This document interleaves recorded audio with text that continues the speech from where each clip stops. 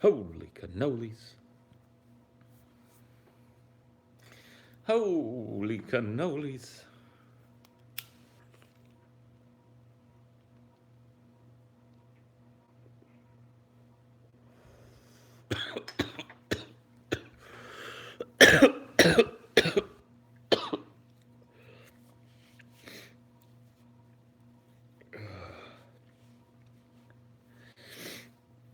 Whoa. Why, hello.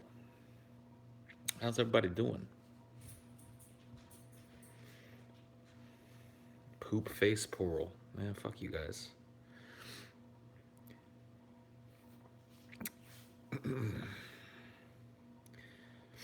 Fuck you guys. It's high school with Paul. Yeah, high school. That's pretty good, actually. I wish I would have thought of that. Could have just called this high school.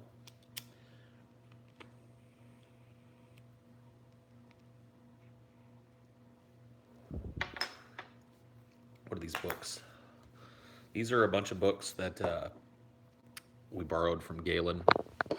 TJ borrowed these, I think, for his book.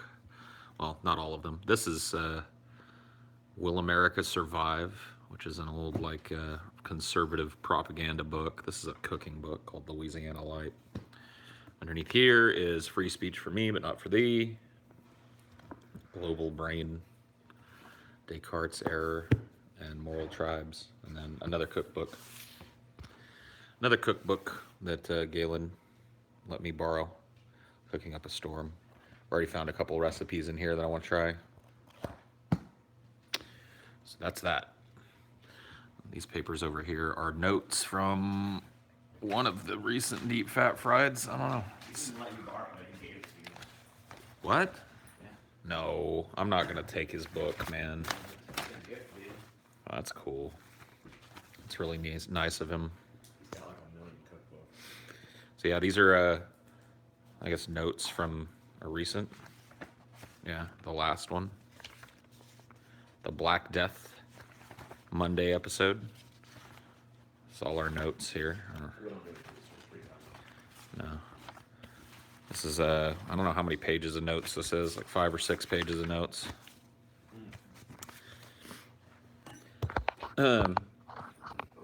Most of it just copy and pasted unthoughtfully straight from Wikipedia. In fact, it's the whole Wikipedia. Yeah, it's just the whole Wikipedia article. So you just printed it out. I just printed it out, yeah. Galen always gives you homework. Yeah, well, I wanted to borrow some books from him. Yeah, I was telling them you were probably going to reference these in your book. Yeah. They seem to be on that topic. Yeah. I'm looking forward to reading. I already started reading some of this one. That I'm looking forward to, but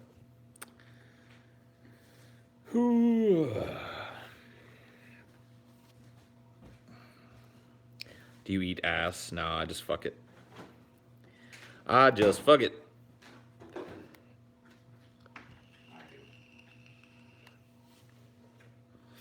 TJ eats it and fucks it. So there you go. I just fuck it. Where's my drink?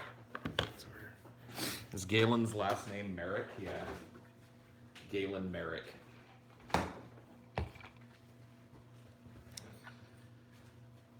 Galen Halcyon Merrick. I mean, there's like libraries with less books than Galen has, so. Yeah. I mean, I think he's gotten rid of a lot of them since I first met him. But like, when I first met Galen, his entire apartment was basically just like taken over by books.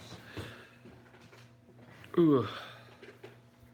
Like there was like paths you had to walk through the books. It was like a book hoarder. That's pretty cool, though.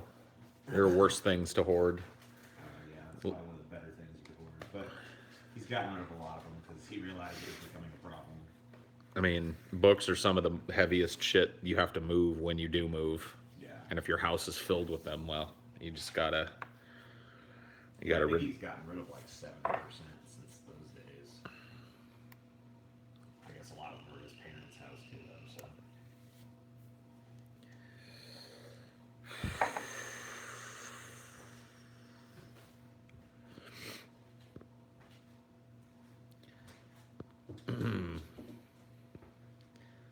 Is DFF highbrow enough for Galen?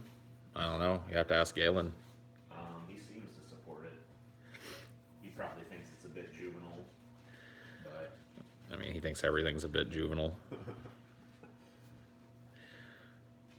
I know he's retweeted our episodes a few times when he likes the topic. Yeah, he helped me out with that Black Death episode too.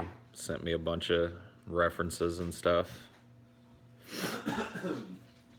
So obviously he doesn't think we're super low brow. I think he likes it better than he likes Drunken Peasants. Yeah, at the very least, we're covering things of import. Looks like steroids and antibiotics again, probably. Great. Dinor's got a cough, so he's at the vet. Yeah. Poor boy. Probably kennel cough or some shit. Started yakking yesterday, but yesterday it seemed like he was better. Like I didn't hear it towards the end of the day, and then this morning he just kind of woke up doing it. And if it is kennel cough, we got to go get it under control because that'll just spread to every one of these animals.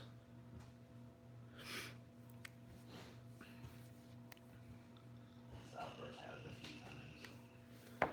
Yeah. He seems prone to it.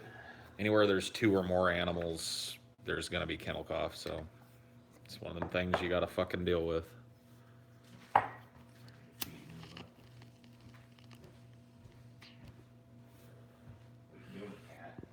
Qdoba, Chipotle, or Moe's. I've never been to a Moe's. Qdoba sucks, so Chipotle. Yeah, Qdoba is like the essence of mall food. It's like, what's that other place that's always in malls too, where you can get a slice of pizza? I can't remember the name of it. Yeah, I know what you're talking about. You know exactly what I'm talking about, though. What is that pizza place called? Qdoba, Sbarro, thank you. Sbarro. Yep. Just dog shit food, mall food, man. Ugh. I kind of like the Sbarro pizza. I mean, I'd rather have a piece of pizza from pretty much any other place than Sbarro, though. I don't know. Panda Express isn't really mall food, though. It's just fast food that sometimes appears in a mall. You never see a fucking standalone Sbarro. Yeah. You do see standalone Qdobas, though. Yeah, I still think they're shit, though. No, it's totally shit. I totally, like, fucking still associate them with mall food, We got because... one around here called Illegal Burrito. It's not quite as good as Chipotle, but it's pretty decent.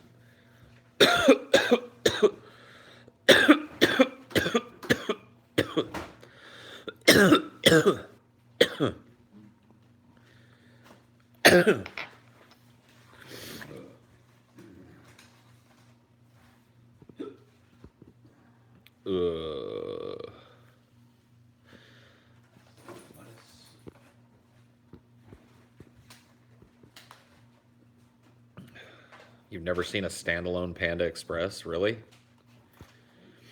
They're fucking everywhere, dude. Yeah. I guess maybe it's more West Coast, I guess, because we see them around here. I could get burrito bowls at Chipotle. Yeah. Like, those are still... His temp was high, so we're gonna see if he comes down and it goes down. Okay.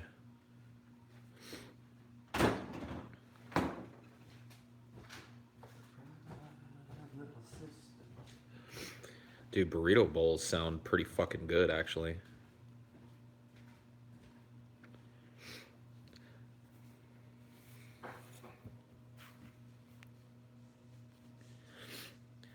Chipotle is owned by the same company that owns McDonald's. I don't consider it a sister restaurant to McDonald's because of that. Not anymore, actually. Oh, it's not? Well, there you go. Can't have rice or beans, though. Oh, yeah, that's right. You can't have beans? Beans have... beans were fine. They have carbs, but you can have some. They're not like super. Oh, I could just do a salad from over there then. Yeah. Because they do like the salads with the chicken and salsa and cheese and shit. So I could definitely do one of those over there. No rice.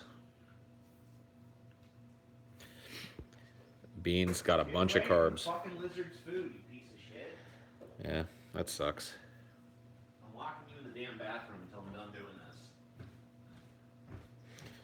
doing this. Squeaks the fucking agitator, dude.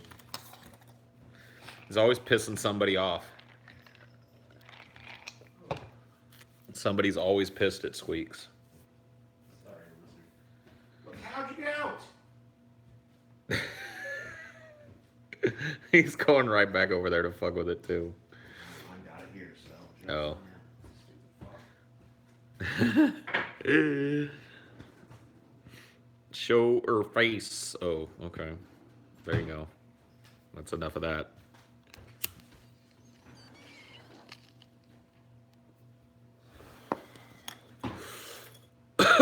Blah.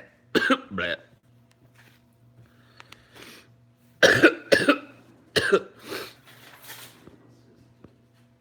Currently cutting down from 205 to 185 for a competition in Iceland. Cardio twice a day, but the worst part is low carbs. Yeah. Yeah, I hate low carbs. How many cigarettes does TJ smoke in a day? I don't know. Probably about 15. So 2/3 of a pack a day. Sounds about right. Will you guys ever do something again like Wheel of Torture? Yes. Yes. There will be game shows. Maybe not like, well, probably eventually on the show there will be some kind of thing like that, but we have plans. We have plans. So yes. Do you play chess? I haven't played chess in a long time. I know how to play. I know the rules. Used to play with my dad when I was younger, but I'm pretty bad at it. I'm not great. Paul, you don't smoke cigs though, right? No, only vape. I vape the vapes. I vape the vapes. Yeah.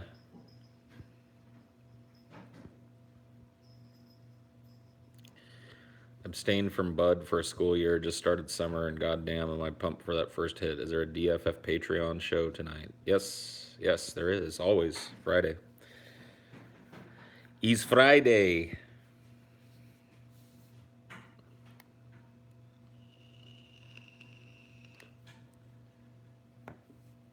Why the big nose? I didn't pick it, man. You act like my giant bulbous fucking nose was like a choice I made. It's not, dude. Look at this crookedy ass thing too. I got a crooked nose on top of everything else.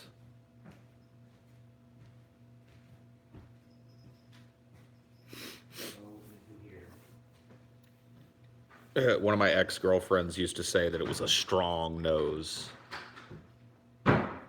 No, it's just a huge bulbous beak of a nose. Door closed. Trying to lock a cat in here. It's a Roman nose. It's Roman all over your face. That's funny.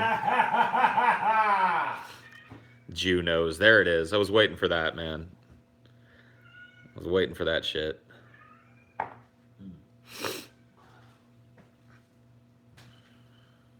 Scared Noah. When you lose weight, your nose will shrink. I don't think that's true. I don't think I'm carrying a lot of extra fat on the nose. It's a pretty slim nose, you know. Can't really get a pinch of fat on it. Maybe a little one there. I got a little nose roll right here. Maybe one right here. Come on in. Fine then.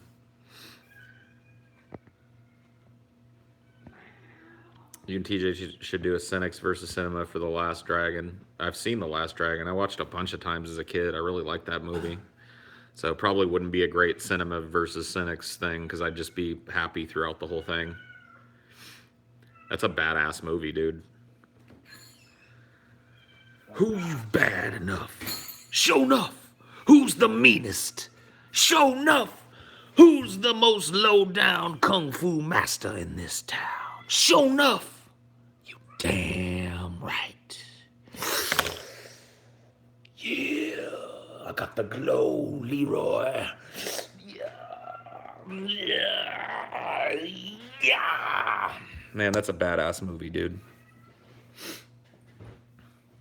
Show enough, the Shogun of Harlem. When I say who's the master, you say, show enough. Now, who's the master? Any chance of a Cinema versus Cynics on the Sonic movie when it's available? Maybe. I don't know. I ain't following the development of that.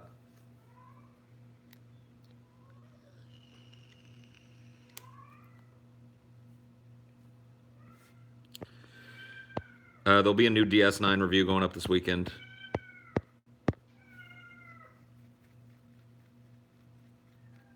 Skitty Scat. You're trapped over there because you bother the lizard while it eats. If you would stop bothering the lizard while it eats, you wouldn't be locked in the fucking bathroom right now. Don't know if you care at all, but mods for Skyrim have been achieved. Hacking on it has been gaining pretty good progress, which I'm excited about. That's cool. That's cool. On the Switch. Oh, okay. Skyrim's on Switch now. And Skyrim's on every fucking platform now. Ashley was talking about that the other day. It's like Skyrim for your smart TV, Skyrim for your tablet, Skyrim for your Game Boy Advance. TJ acted like Pauly Shore in his latest video.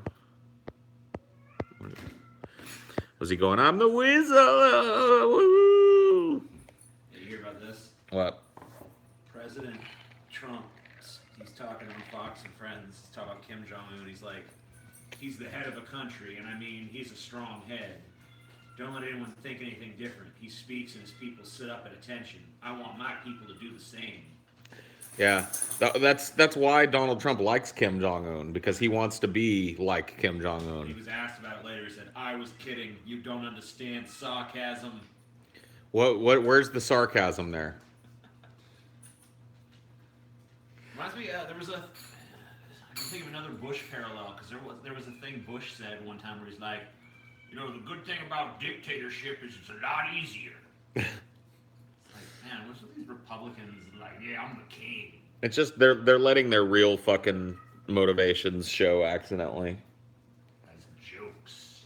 Ha ha ha, it's a joke. I was just kidding.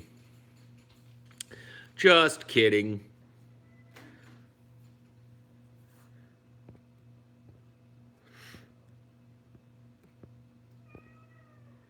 You ever used a nectar collector for resin or wax or shit? No. Paul, what do you think of the Elder Scrolls 6 Paul Blart Mall Cop 2 featuring Kevin James? I don't know, man. That sounds pretty good. Yeah, dude. Smart toilet Skyrim. Sounds about right to me. How you doing, Nova? I'll let this cat out now. Come on. Can you not bother Renova? Huh? Can you not bother Renova while she's eating? Please, Skitty Skitty. Please, Skitty Skitty, can you not? Can you be nice to the lizard? Will you be nice to the lizard? Let her eat. She doesn't bother you when you're eating. I'll spray you if you go back over there. Just warning you. Skyrim is mediocre. Mediocre fucking Skyrim, man. That's why it's like one of the fucking top selling games of all time. That's why people are still playing it fucking like 10 years after it came out. Totally fucking mediocre piece of shit.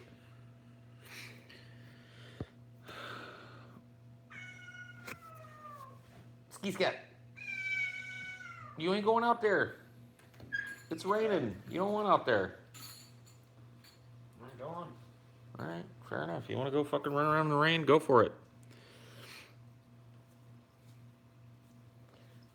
Go get soaked for all I fucking care.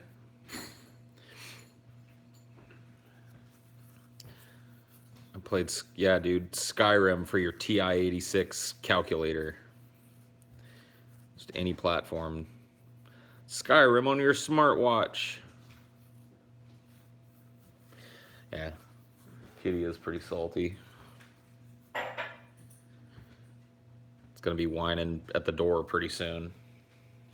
What hour are you gonna be back in? Boo-hoo!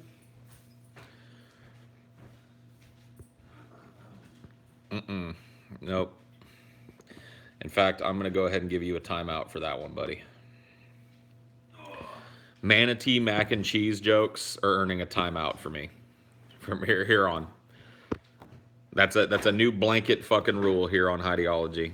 Anybody that, apropos of nothing, floats a manatee mac and cheese joke is getting a timeout. And if they do it when they come back from timeout, they're getting a fucking permaban, and that's it. I don't know how many times I got to tell you guys, I don't give a fuck about Brett Keane. I'm not interested in making jokes about Brett Keane. If I bring him up, we can talk about it.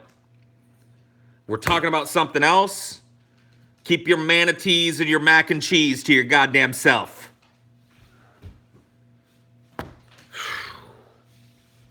Man. It's like, how fucking clear do I gotta be? How many times do I gotta say it?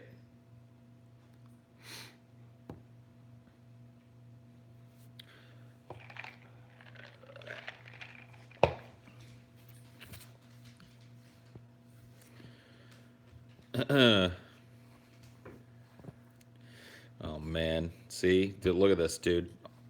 I'll pass out timeouts all day, all fucking day. You guys want to test it? You guys want a goddamn test? I'm sick and tired of every goddamn time I stream having that bloated piece of fucking faggoty shit injected into my brain.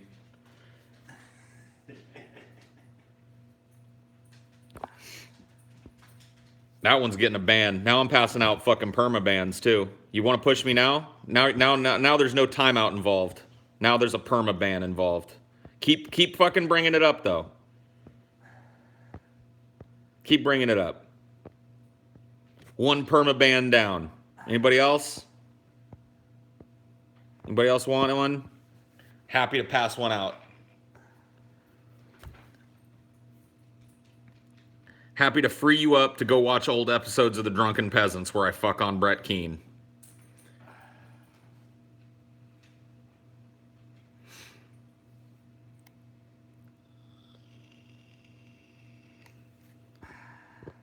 This should answer your question. What about cheese and chili? You're banned. Anybody else got any questions? Anybody else want any clarifications on the no Brett Keane bullshit fucking rule that's been established here today? Anybody else?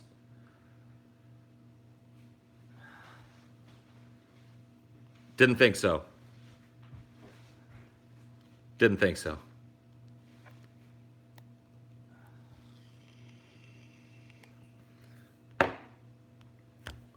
Man. Sometimes you gotta fucking pass out spankings, dude. I hate doing it. I hate being the authoritarian. Actually, that's not true. I really enjoy it. Let's not lie. But still, I you know, it sucks that I got to. It sucks that I have to.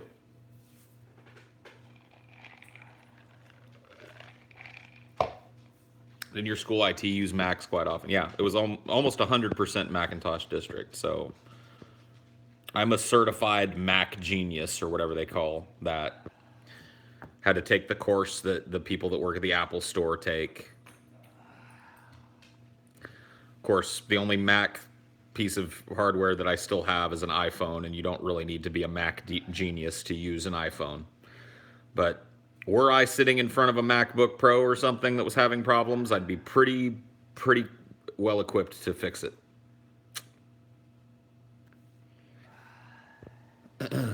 It's tough keeping the plebs in line, but someone must. It's true. Oh,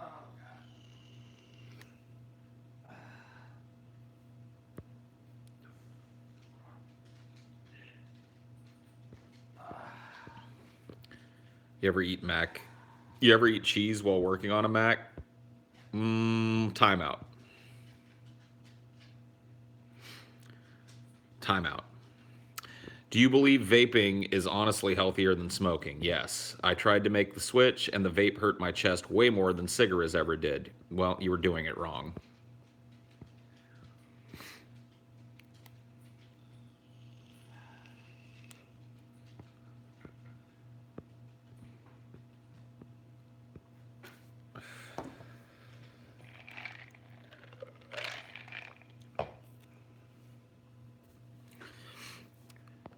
Yeah. This place is a venue for my free speech, not yours. My freeze peach, not your freeze peach. Your channel is your venue for your freeze peach. This is my parlor, bitch. House rules. Yes? Yes?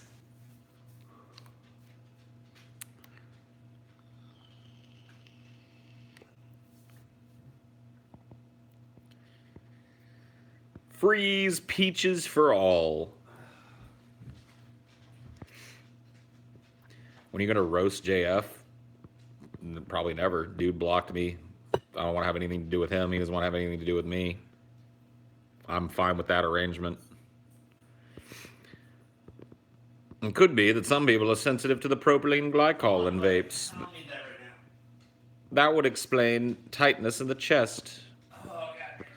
Well, you can get vegetable glycerin base juice if you're sensitive to the propylene glycol base. JF, you didn't see it on my Twitter, dude? JF gave me the block. Gave me the backhand, man. Is TJ busting a nut in the distance? Yeah, he's jerking off in the living room. I'm used to it now. It was real weird the first few times it happened, but now it's just kind of like, you just take a note of it when you walk into the room. Dogs are going crazy. TJ's jerking off. All right, fair enough. It's that kind of day.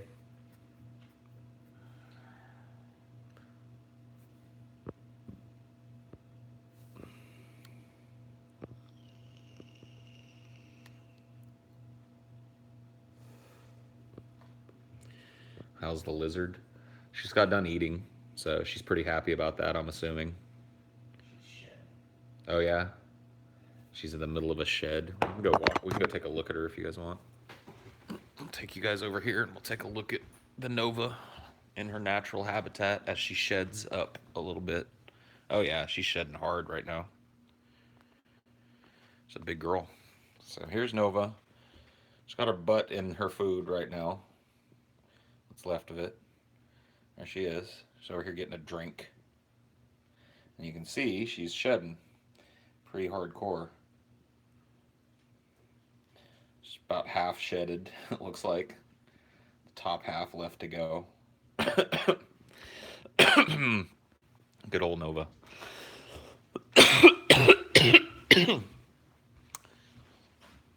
Good old lovable Nova.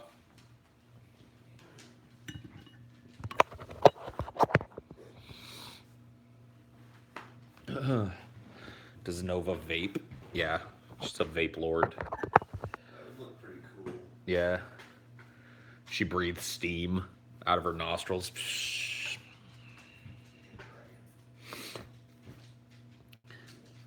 She'd look more like her namesake. Or are you guys hiding Hillary? Hiding her? She's got a place of prominence here in the living room. She is always involved in what we're doing here. This is my girlfriend's first experience with Salty Paul. Worth it? No. Well, there's more where that came from. Trust me. You locked her up? She has to be. She needs a habitat. She can't just be like the dogs are running around here. She's a cold-blooded animal. She's got to have fucking the correct spectrum of light and the correct amount of heat. Otherwise, she doesn't function. Ah, come on, dude. Just 'cause I'm on the floor doesn't mean you got carte blanche to come over and lick my fucking face. Oh, Salvador. I can only do crunches. I can no longer do a sit-up. Well, crunches are better for you anyway. You can isolate the muscles better with a crunch than you can with a fucking sit-up.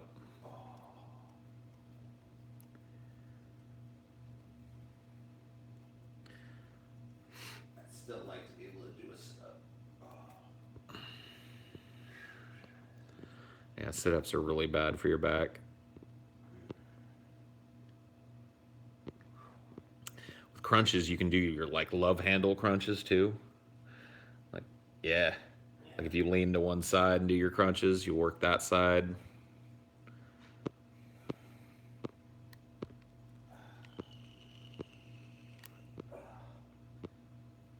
Exercise is so foreign to my body. It's like, what are you doing? What about planking, TJ? Planking? Yeah, can you plank? That's a really good way to work your core, and it's not super hard on your back. What is it? It's where you roll over on your chest and you. Let's do one real quick. This is how we're gonna do it. Where you're on your chest, your ass is off the ground, you're balancing on your forearms like this, and you hold it for as long as you can. It's good for your back, and it's not hard on your back, and it works your fucking core muscles like crazy. Maybe I'll try that sometime. Planking.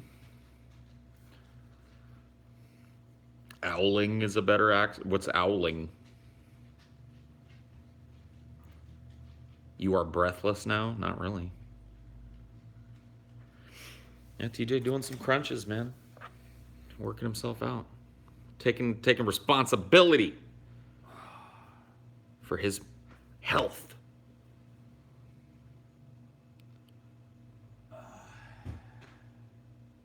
Leg ups are good too, yeah.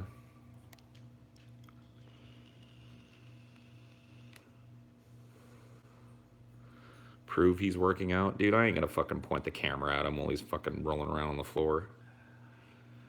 There is such a thing as privacy, you know. Hey, Sal. There are private moments in this world. Come on, you. Not everything is for your fucking consumption, okay? Come on, bud.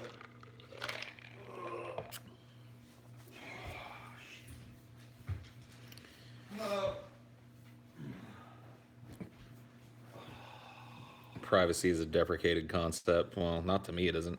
I still value mine to the extent that I, enforce it. I value my privacy.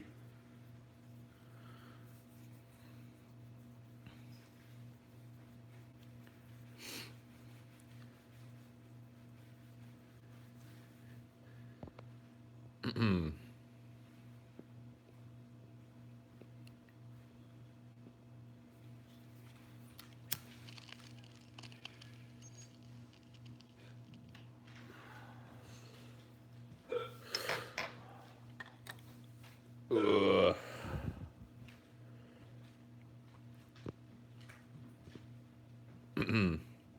Do you know about the 5 major lifts? No, I don't know what they are. I don't really care either, so please don't list them for me. So Paul, what made JF block you? I don't know, dude. I didn't block me. He blocked me. You'll have to ask him. Would you rather have absolute free speech or absolute privacy? I don't know. I mean, I don't think absolute free speech is necessarily a good idea. So I'll go with absolute privacy. Absolute privacy kind of ensures absolute free speech. Because if I can say anything I want privately, then there you go.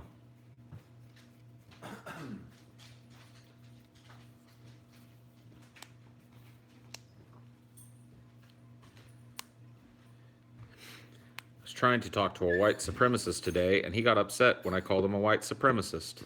They do, because that term is not good. Bad optics. Bad optics. Want it or not? Now, they very well may be and most likely are white supremacists, but they won't say that they're white supremacists. They can't say that because that has a negative connotation in people's minds now. If it didn't, they'd be saying that they were white supremacists. They say that they're nationalists now.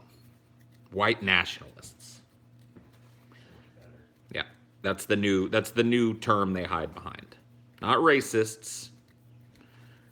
Not white supremacists. Nationalists. That's the new word. And then when that gets too negative of a connotation, there'll be something else. Yeah. White separatists.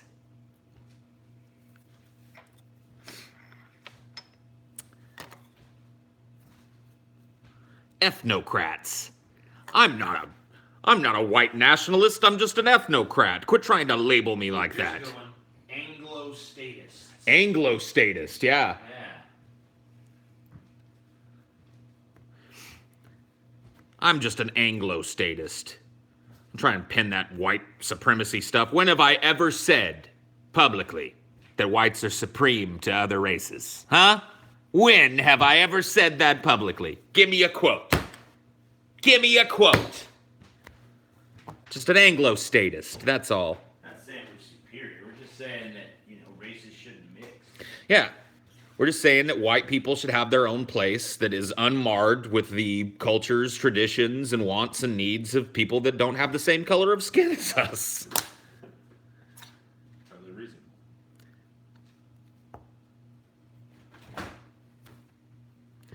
Thoughts on the European immigrant crisis? I mean, we talked about that pretty at length in a recent episode. But unless people are willing to deal with the underlying cause of the immigrant crisis in Europe, then it's just going to continue to be a problem. The underlying cause being, massive fucking climate change causing destabilization of all these fucking third world countries, constant military adventurism into these countries, creating massive amounts of political and economic refugees, war refugees. You want the flow of crazy Muslims that don't want to assimilate into European society to stop fleeing into your fucking countries? Then do whatever you can to stop the economic exploitation and the constant grinding war going on in their countries. Otherwise, suck it up and say hello to your new neighbor, Habib. I think the framing on the issue is way off. What do you mean? I mean, Like how so? To portray it as an immigrant crisis is wrong because what it really is a cultural clash, and from my perspective, neither culture deserves to exist. So I just view it as here's this bullshit culture versus this other bullshit culture. I mean, it's definitely a cultural clash, but the underlying reasons for it, I mean, it could be less of a problem. Yeah. If these people's countries weren't places that people want to flee from, then they probably wouldn't be fleeing from them. And the Western world has a lot of culpability in making these places unlivable. Sounds like cuck talk. Yeah, that's cuck talk. You telling me constant fucking war, invasion, and bombing creates a fucking country that people want to flee? What a cuck! Constant economic fucking exploitation makes a fucking country where nobody can make a living and they want to come to a place where they can? Ho ho ho! Cuck thought! More cuck thoughts from Cuck Paul. It's like, dude, people's unwillingness. You're the Archduke of cucking. Yeah. Dude. People's total unwillingness to fucking admit the culpability of the Western world in creating the hornet's nest that is the Middle East. Or anywhere else in the fucking third world for that matter. Like the fact that people just don't even want to talk about that. It's just because the Muslims is evil. Their fucking countries suck because they like it that way. They like their countries to fucking suck. They like to be starving and have no jobs and have no clean water and shit. Man, that's the way they want it. Said nobody fucking ever. I mean, Islam has traditionally been a religion of conquest as well. So. Sure. I just don't think that that's what's driving what's going on here. No, but it might be what's driving some of the problem when they get here. Oh, well, that's once again the problems after they get here. I think are secondary problems. I agree with a lot of the people in Europe that want to see this immigration stop. That the problem is mass immigration. The problem is people coming from a country that don't share the values of your country and moving into your country, creating little enclaves and neighborhoods where they don't abide by the laws and they don't abide by the cultural traditions of the country. That's a problem. But the solution is not trying to force them to integrate. The solution is not build a wall and keep them out. The solution is quit fucking up their countries.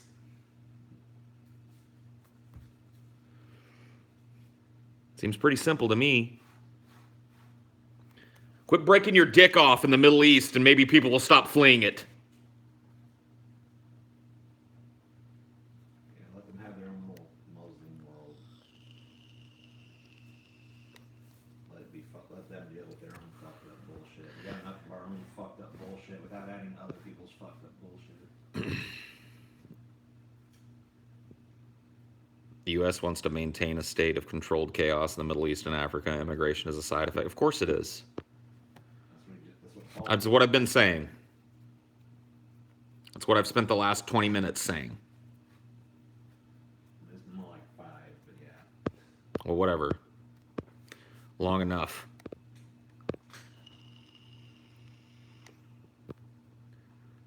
I mean, pretty much since Iraq, I've been saying, like, we just need to leave these fucking primitive desert dwelling fucks alone. A lot of these quote-unquote primitive desert-dwelling fucks weren't all that primitive or desert-dwelling 30, 40, 50 years ago. Iran looked a lot like America looks 50 and 60 years ago. Yeah, until we fucked with it. Yeah, until we fucking deposed the leader of Iran and installed the Shah, which opened the door to religious extremists taking over the government and slapping burqas back on women. So I don't even look at the Middle East as like this bunch of desert savages and shit. They're a bunch of people that have been fucked over for generations. Cities bombed over and over, economically exploited until there's just their money's worth nothing. A man isn't able to go out and work with his hands and make a living that'll support a family.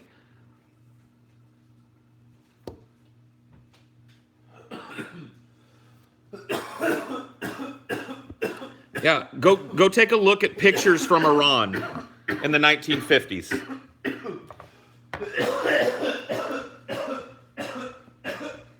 See, people think that Iran has just always been this like fucking horror. Like, go look at pictures. Go read something about the culture in Iran in the 1950s and the 1940s.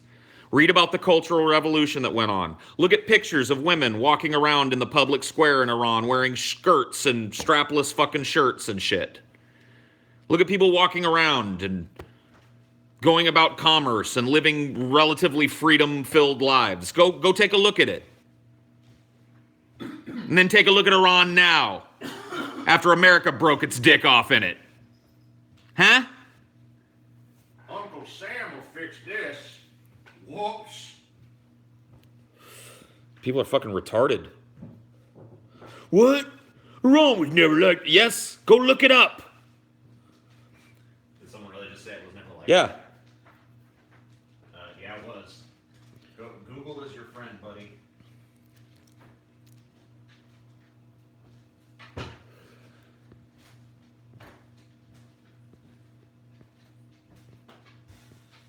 Thank God I was born years later to ignore the problem in the Middle East.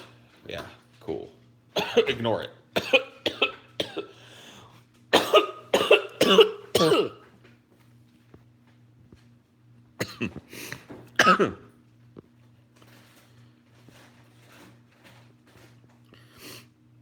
They look like a first world country with equal rights between genders. I mean, look, they were not, there were still problems in Iran. The idea is, right, the trajectory was good. The trajectory was, oh, look, modernization. Oh, look, acceptance of more Western values. Oh, look, the idea of civil rights and freedom of speech is starting to be introduced into the country. The oppression of women is ending. Look at this, education for women and children and men. Oh my God, look at it. Look at it happen. Then here comes fucking America. Nah. Time to depose. Time to depose the leader of Iran and install our own little puppet. It's gonna be good. Iran was thriving before Islam. Iran has always been an Islamic country. As long as Iran has existed as a country, it's been an Islamic country, so I'm not exactly sure what you're talking about. Nope. Okay. Nope.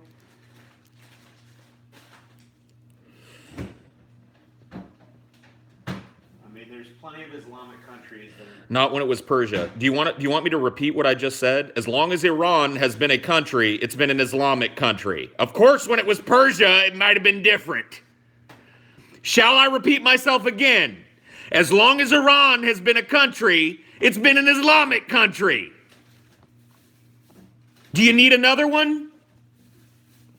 Dumb fucks, man. It's like arguing with a fucking brick wall.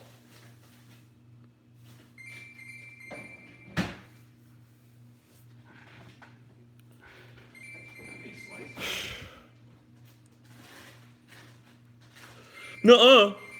Back when fucking Iran was just atoms and molecules forming into a ball of dirt orbiting the sun, it wasn't Islamic. Oh, okay,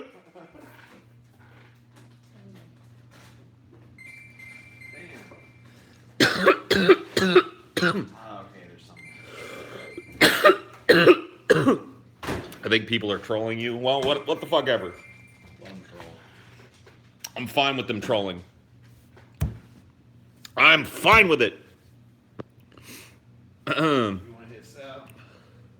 No. Paul is I'm assuming you mean justification to blame America, but it isn't the only country to blame. I never said it was. Yeah, but like the problem is there's an outright denial of even the slightest bit of culpability. Like when you bring up the idea that maybe the constant bombings and invasions and political coups that we've backed and the economic exploitation of that region has something to do with the radicalization of its populace and the mass immigration problem happening, you bring that up, you're a cuck. But I mean, China and Russia, they have their hands in that shit. Oh, of course they do. It's not just America breaking its dick off in the Middle East. Yeah, I mean, there's all these proxy wars going on between all the superpowers of the globe. They're all vying for that territory and its resources.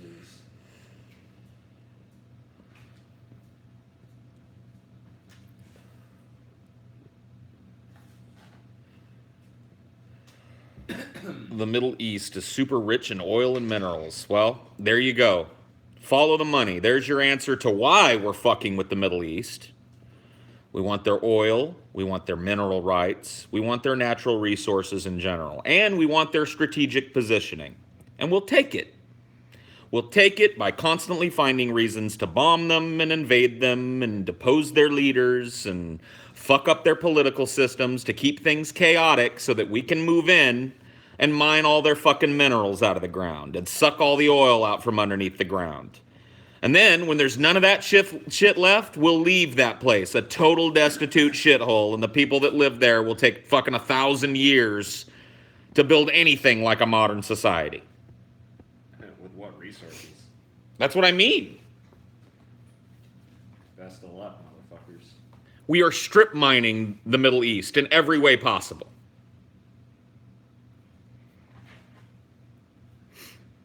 If there's not a natural resource we can exploit, we exploit them economically. We exploit their labor. We exploit their exports and imports. It is in our best interest for life to be a living hell in the Middle East. Because a well-established, well-defended modern country isn't going to let you come over and suck the oil out from underneath it. See what I mean? A country with jets and shit isn't going to let you move your army in and suck the oil out from underneath it and mine all its bullshit. It's going to go, hey, that's our shit. But a country that's literally on fire from constant bombing campaigns, yeah, they don't have time to care that an oil rig went up out in the middle of the desert. They're looking for bread and food today. They're dodging IEDs and smart bombs and shit. They got better shit to do, huh? So as long as we're doing that, there's going to be a refugee crisis or mass immigration crisis or whatever the fuck you... Think about it.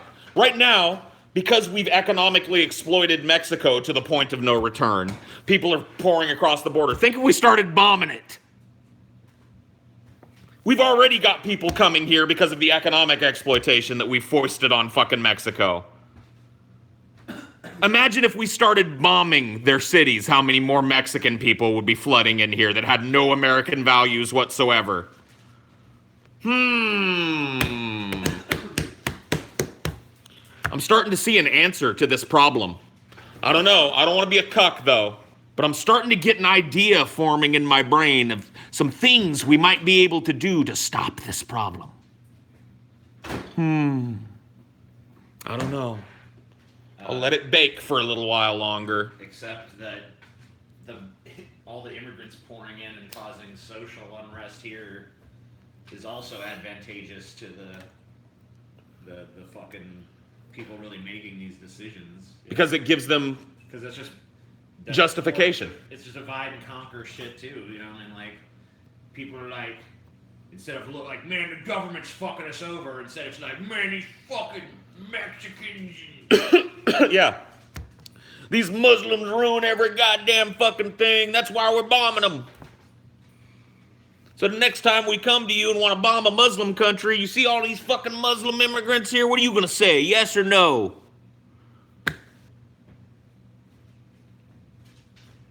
It's all a game, guys. And the people that, like, are unwilling to admit the truth of that are just victims of the game. They're just being played like pawns in the fucking game. I mean, we all are. But the people that are actually going to bat and defending the government by calling anybody who says our governments are culpable for the chaos in the Middle East, calling them a cuck, like anybody that's engaged in that shit is just sucking the fucking status quo's dick. You're allowing yourself to be exploited. You're allowing entire regions of this planet to be exploited horribly.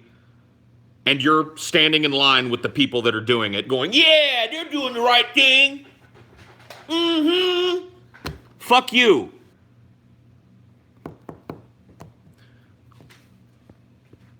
Paul, I just turned up and I have no idea what you're talking about, but I have to tell you that Dinor is the most intellectual being in the universe. Thank you. I know that. I'm aware of this. The most intellectual being in the universe is at the vet right now, getting cough drops.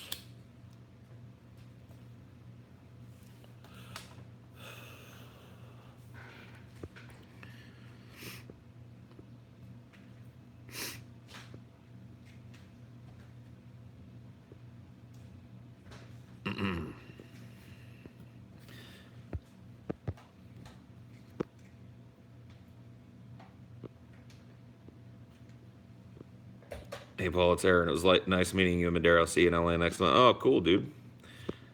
Yeah, it'll be cool to catch up with you again. When we were all chilling in Madera, Aaron was close by, so we chilled with him a little bit. So yeah, it'd be cool to see you. Glad you're gonna get to make it. You got that VIP ticket, Aaron? Or did you get that regular admission ticket? Stop pointing fingers and think about some solutions then. Business with Mexico. I'm sure they would love a business dealing with nothing but drugs, weed, peyote, and such. What? What? That guy's got the answers. Yeah, you got your finger on the pulse, man. You got it all fucking figured out.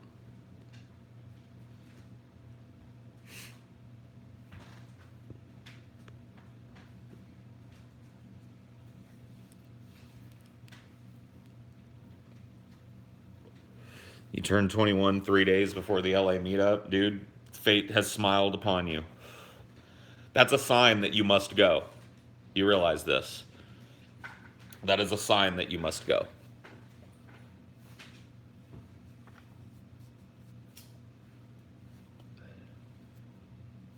Yeah, deny the signs.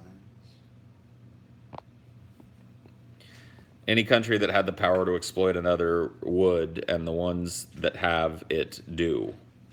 Back to that documentary cities that import what's fuck you turned into gibberish. You turned into gibberish.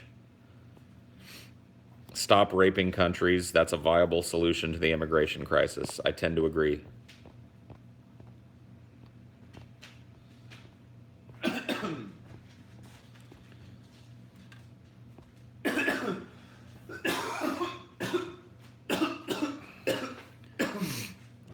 Yeah, get them VIP tickets while they're hot. There ain't many left.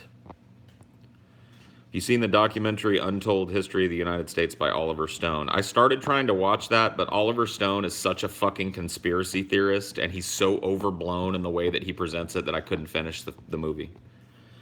Like, it's just so obvious. Like, he's just so incredibly, like, as a documentarian, there's often a bias towards or against the subject that's unavoidable, but he's just like, I don't know.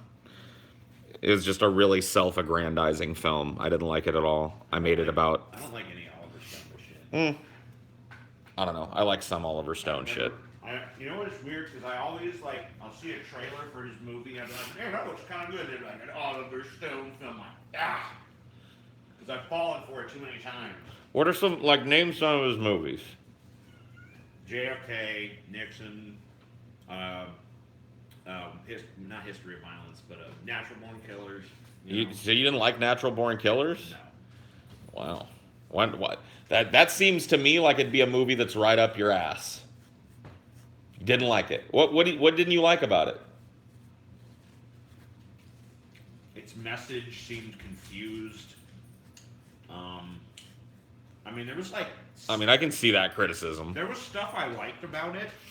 Visually, it's one of the most, like, memorable films I've ever seen. I mean, it does have a cool visual style, and I think some of the performances are really good. I don't know, it just doesn't gel for me. I feel like there was more promise there, and I don't know. Dude. I thought, like, Woody Harrelson and Juliette Lewis as Mickey and Mallory, I thought they had some fucking amazingly phenomenal moments. Just, like, some really great scenes. Some really great dialogue. I don't know. I really like that movie. It's strange to hear that you don't like it. I just always assumed that one, because I'm a fucking edgelord myself. I enjoy it. What about, like, 12 Monkeys? Do you like 12 Monkeys? Yeah, that's not Oliver Stone. See, I don't like 12 Monkeys, though. Yeah. That's one of those movies that everybody loves. Yeah, not only would I say I like it, but I've probably seen it like 6 or 7 times. Yeah, I've seen it twice. I watched it with a bunch of friends when it was relatively new on video. And then watched it again later in my 20s when I was badgered by a friend who was like, dude, whatever, you were too young, you just gotta watch it, man. And I watched it again, and I felt the exact same way about it. I was bored for most of it. I thought it was a unnecessarily confusing film. I don't know, I just didn't like it. It's all about futility. I mean, what movie isn't? Well, more overtly about futility. Got it.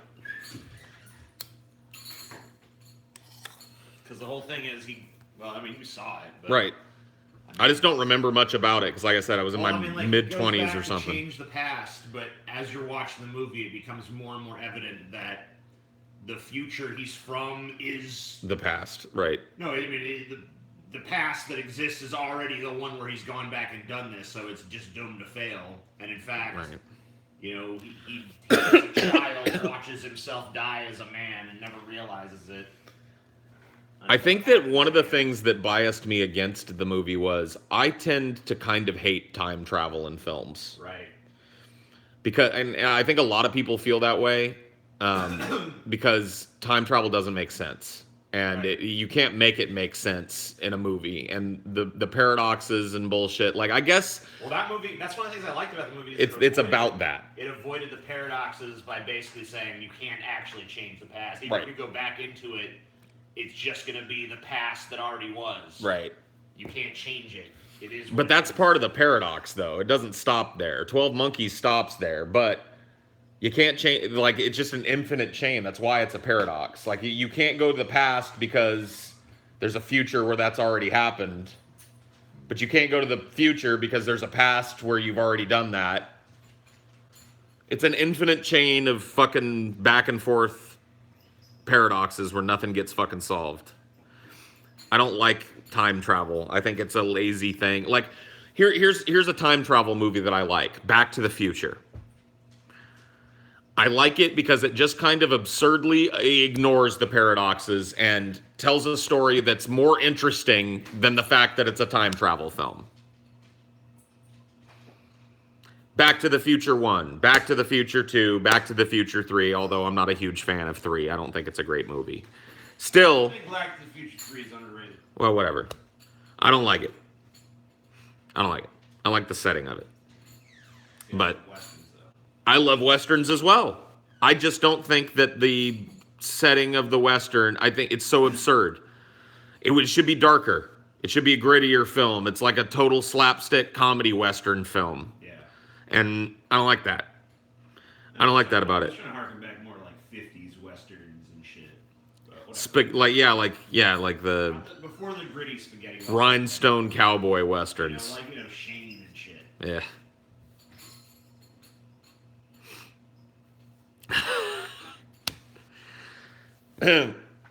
I just liked the time travel in that because it ignored the paradox. Like I said, it's more of a funny movie. It's more of a comedy film. It's not trying to, all these serious films that involve time travel. I almost always hate them.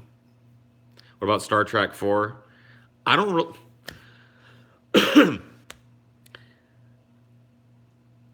I don't really like a lot of the Star Trek movies. I don't hate them. I don't think some of them are really bad. A couple of them are okay. I don't go back and watch them. I haven't seen them since I was a kid. I just don't have the desire. I don't want them. I never liked one of them enough to want to watch it. One of the best episodes of DS9 is a time travel episode. Oh, well, I'll see how I feel about it. Trials and Tribulations. Oh, not Tribbles, dude. Yeah, dude. Tribbles. Why is the worst episode from the fucking original series keep getting remade? I guess it's just a meme at this point. Have you ever seen the movie The Game? I might have, but it's such a fucking, run-of-the-mill title that I can't put my finger on it. You'd have to explain what happens in it a little bit. I don't have, a totally encyclopedic memory. It's one of those movies that, it sounds kind of familiar, but...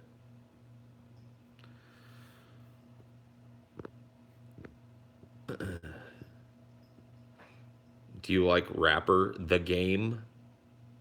I guess. I've heard some stuff with him in it that's good.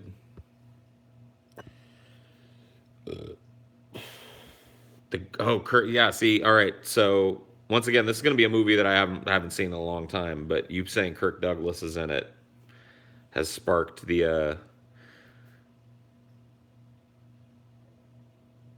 Have you ever listened to Charles Manson's album? Yeah, I've listened. I went back after the DFF on Manson and listened to pretty much all his shit.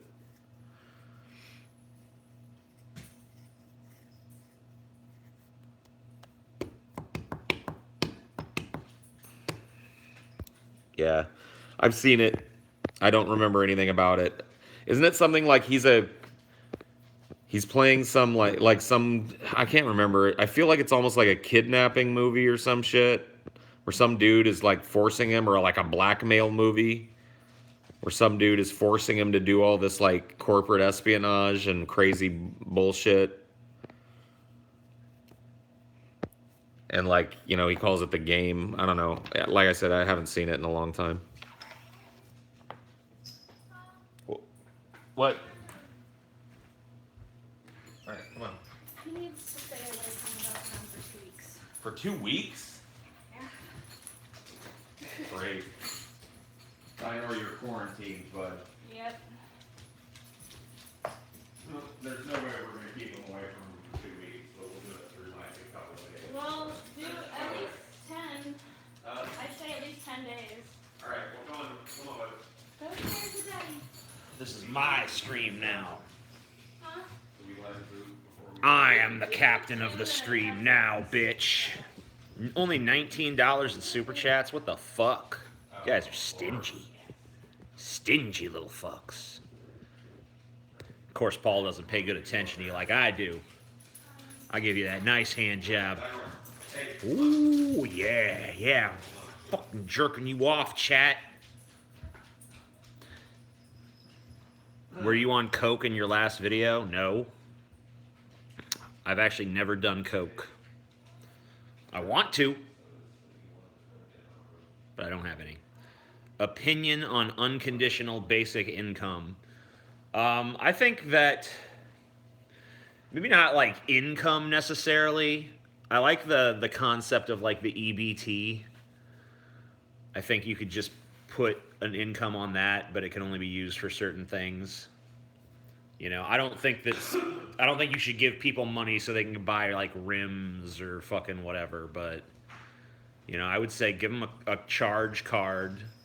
Like if someone's just like, I don't want to work, I don't want to be a productive member of society. All right, well here's your shithole hovel with a basic standard of living. We're going to give you fucking your 3 hots and a cot, and you can just live that miserable fucking existence. I don't think anyone should be on the streets, you know. And if there's like mental health issues present and shit, then that's another story. But you know. See, you're more authoritarian than I am with this. I give people a little disposable income. No, A little bit. Fuck them. You got to give people a little bit because then they're not contributing at all to the economy. Like, it makes sense economically to give them some disposable income so they're not just a total drain. Nope. Yes. Nope. Dude, you're wrong on this, dude. I'm not saying enrich them. I'm just saying give them give them enough money to go on a vacation once a year if they save it up. Or, you know, go out to the movies on Saturday nights if they want to. You know, they got that level of fucking, you know, I'm not saying like they get to go buy rims for their fucking car. I'm just saying you got to give them a little more than fucking it takes to live. No. If you do the bare minimum, you get the bare minimum. That seems fair to me. I don't think anyone should be on the streets. I don't think anyone should be starving. You don't see what that's going to create. Like, if you don't allow these people to participate in the economy beyond They're perfectly allowed to participate. They can go get a fucking job. But they're not going to. Right. So if you create a subclass of people that live in hovels, Yeah. that have nothing, Yeah. that can't do anything on Saturday night, Yeah. you're just creating a new fucking underclass in society where people are gonna class in society. right, but you're intensifying the loathing in both directions. You're taking what already is looked down upon, which I agree it should be, and you're turning it into like they live in the hovels. Like, that's horrible. Like, you don't want that. They live in the hovels and have nothing, and then they're like, we live in hovels and have nothing. That you don't see the social clash that's going to create. Right now, a lot of them don't even have hovels. They're just like on the street, sleeping in fucking. No, you're not talking. Those people, most of the people on the streets are mentally ill. Those are the people I'm talking about. No, you're talking about people that just don't want to work. Right. That's different. Which are fucking. You're talking about a basic income for people that just don't want to work. Mm-hmm. Well, if you're going to do that, and I agree that's a good idea, it makes sense to have those people who there have always been. See, you incentivize those people to not be that way, not by making their lives unlivable hells, but by making the lives of people who go on to contribute to society all the better. Right. You don't put them in a hovel. You put them in a reasonably, outfitted, nice apartment. You don't give them just enough to buy a yams and a fucking package of ground beef and a gallon of milk. You give them that, plus enough to go fucking out to a restaurant one time a week if they want to, or take their kids to the movies. If you're gonna give them that fucking standard of living, then there's gonna be tons of people who aren't living like that currently who are just gonna move over that. Like, yeah, that sounds. You think? Okay, so wait a minute. We're talking about that basic standard. I don't think that's rich by any stretch. Hold on. But the dude that goes to college, becomes an engineer, and builds those hovels has a mansion down the street. Right. Or a very nice apartment at the top of a building or something. And they see that. Mm-hmm.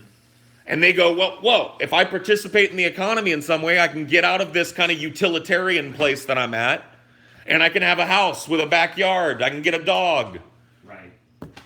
You see what I mean? You don't, like, your approach is like, beat down those who do not conform. And that's caused nothing but division in our history. How is giving them a fucking house and making sure they have food and shelter and shit, how is that beating them down? All right, TJ, I tell you what. Society Let's do a thought experiment. Society does them worse already. And Confine yourself to your room for a period of 1 month. You're not leaving. Right. You got your toilet, you got your bed. I'm taking the TV out of there because you can't afford one of those. You've got your bed, you got your toilet. You're going to live in that room for a month. Mm-hmm. Every day, I'm going to drop off just enough food to get you by, and it's going to be very utilitarian shit. Right. Apples, loaf of bread, and we'll see if you feel beat down by the end of the month. We'll see how you're feeling at the end of month 1. Yeah, but the people who are living like that would be choosing to live that way. Do you think when does that ever mattered in the history of mankind? I mean, they're already fucking more oppressed than that now. I mean, we're talking about people living The homeless people are, but the homeless people wouldn't be given a shack in your world. They need treatment. They need to be in a facility, right? You don't give a homeless person a house. I mean, they'd probably give. I mean, you wouldn't. They would turn it into a crack den immediately. Yeah. That would be a horrible problem. Those people that are on the streets with drug problems and mental. Ideal society, then drugs would be legal anyway. So yeah, they can do crack if they want to. So you want them to? All right. Well, whatever. No, if they want to do crack, they can do crack. I don't disagree. I'm just saying that the people that you're talking about, that you're trying to show compassion for, that are living on the streets, a lot of them are there because of crack. Crack. Yeah, so give them a fucking roof. Say, hey, you still get your. You know what they'll immediately do? What? Sell it to somebody else for crack and live on the streets again. I'm dead fucking serious, TJ. They're not going to have to sell it to anyone. You don't understand crackheads. What do you mean they won't have to sell it to anyone? If they will trade it for a bag of crack. Because If everyone in my society has. You're not giving them enough money to continue smoking crack. Right. So, when they're fiending for crack and the only thing that they've got in their possession is their house and the food that you've given them, they're going to trade it for crack and be living in dumpsters again, and you fix nothing. They seem to have ability to get crack now, even without having any money, so. Because they're bumming it from people. They're living on the dole. Yeah, well, they'd probably just keep doing that. That's what I'm saying. You don't want to solve that problem? How would you possibly solve it? By treating the underlying problem. Which is what? Crack addiction and mental illness. Okay, well, how are you going to solve that? You fund programs for people to get off of drugs and fund programs to treat people humanely that have mental illnesses, schizophrenia, bipolar, borderline, all those types of mental illnesses that end up with people out on the streets being raving lunatics. You put them in a place where they're cared for compassionately and not leave them to the streets to a horrible fucking life of prostitution and destitution and habitual recidivistic crack use. Like, why would you not want to do that? Why would that not be the way out? I mean, I'm fine with that. Well, that doesn't exist in your society. In your society, you give a crackhead a hovel, well, and like I said, it turns into a place where they either prostitute themselves out. Like I said, though, it's like, obviously, if there's mental health issues underlying why they're impoverished. I mean, crack addiction itself is a mental health issue. I mean, it causes fucking paranoia and loss of fucking reality and loss of any ability to fucking control your motor control, and like it's just a fucking total disease.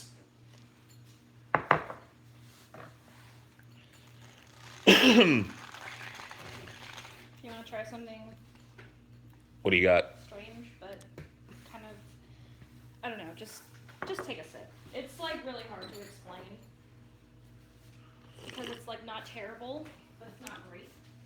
I really like it, actually. Really? Yeah. I like passion tea, though. It's good. It's the keto pink drink. It's passion tea, heavy cream, and sugar-free vanilla. Yeah, it's really good. I really like that. Okay, good. And then this is passion tango with. I put some of this in here. This 0 carb lemonade sparkling. Try that.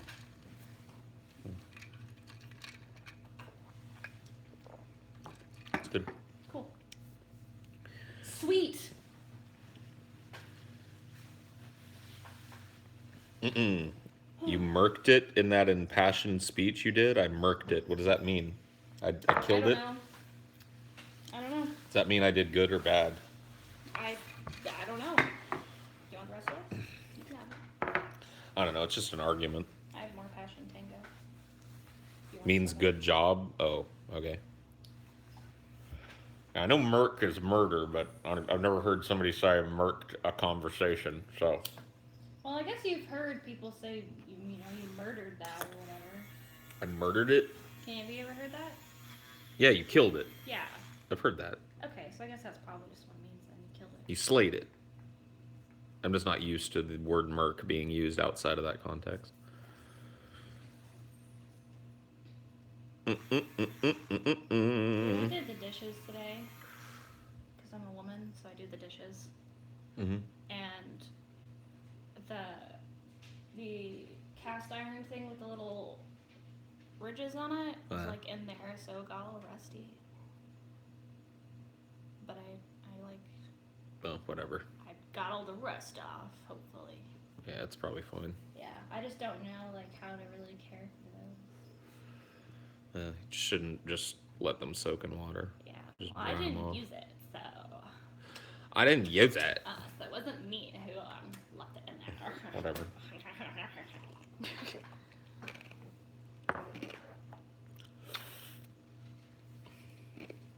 Tasty.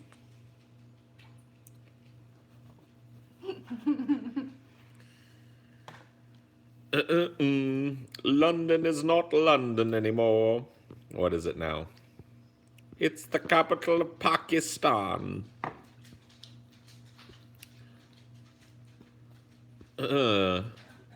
Whoa. Dude, look at that. Is that aerobic? Yeah. Hey, and the maid of Miami. Allahu Akbar, Allahu Akbar. Aerobic.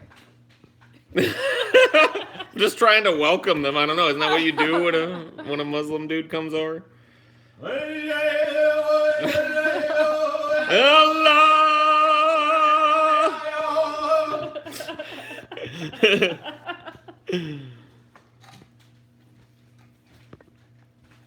You kill me. Oh shit, dude. No, you kill us. I mean, I guess we both kill each other. It's cool. Can I have that lighter over there, kind sir? See, you can. Paul, we should have a mock presidential election, dude. What do you mean?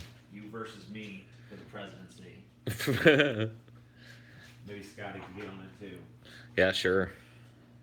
I'll do it. Maybe we could do it on the 24-hour show or something. Well, Scotty could he could moderate the debate. Yeah, that would be fun, dude.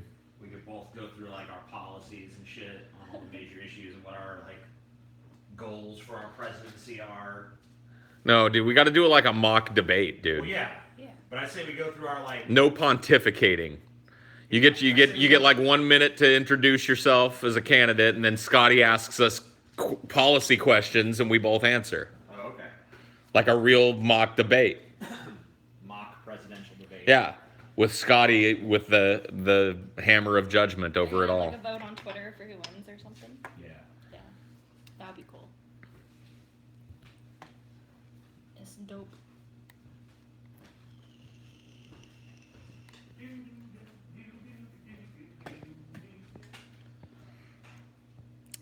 Paul, I don't want to alarm you, but there's an albino Sasquatch in your kitchen. No. No! No. I just did an edit of all 3 Back to the Future movies, so it's one continuous thing. It's a little over 5 hours long. It's really cool, but it made me realize that I have no life. That's kind of cool, though. That's kind of neat. I'd watch that, even though I probably wouldn't like the last part of it very much. Back to the Future 1 and 2 are great. Excuse me. That pink drink got me burping.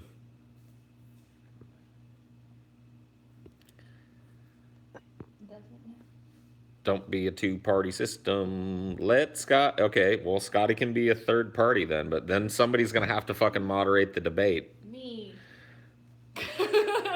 Somebody, you have to have an iron gavel, dude.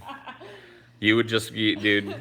It would just, you would not hold our feet to the fire. I would just be like, all right. Neither you or Chelsea is qualified for this position. Anime titty. Yeah, you'd be asking ridiculous weeb questions. No, you, no way. Join Japan. Who? Anybody? You win. Terrible. Nope. Yeah, it would have to be Galen. Yeah. Galen would have to do it. Oh, But shit. see, here's the problem. I don't know if Galen could do it without interjecting his own opinions constantly. That is true. So he would have to, like, if he was willing to abide by the rule that he was there to moderate the debate and ask the questions you know what I mean, and not to testify He would probably be himself. better as one of the candidates. I don't know, dude. This idea is now because it's been allowed to be run through the fucking terrible ideas of chat, has turned into something that is not fun anymore. So we're gonna actually do something that's fun with it. We'll do a 2-person political debate or a 3-way political debate as a presidential campaign.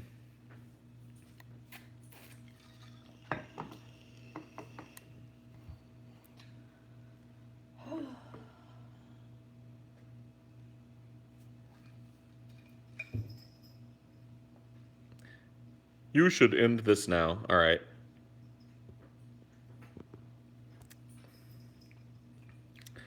Stream's over for him.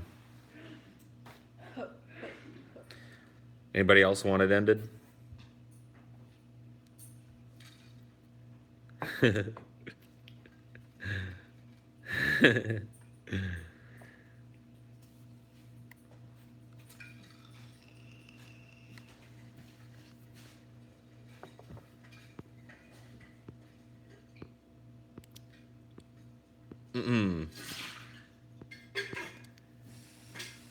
Yo, Paul, if you're interested in having the mega edit, if I meet up with you guys, I'll bring it on a hard. Yeah, that's cool, man. Or else when we get the fucking oh shit, the post office box, you can just mail it to me on a thumb drive or some shit. That would be cool too.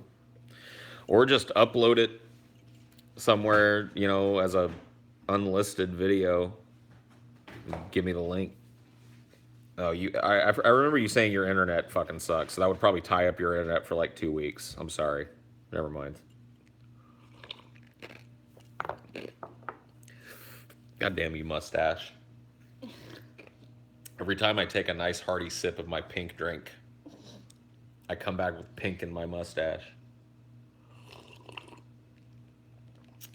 Well, that's good. I'm glad you like it.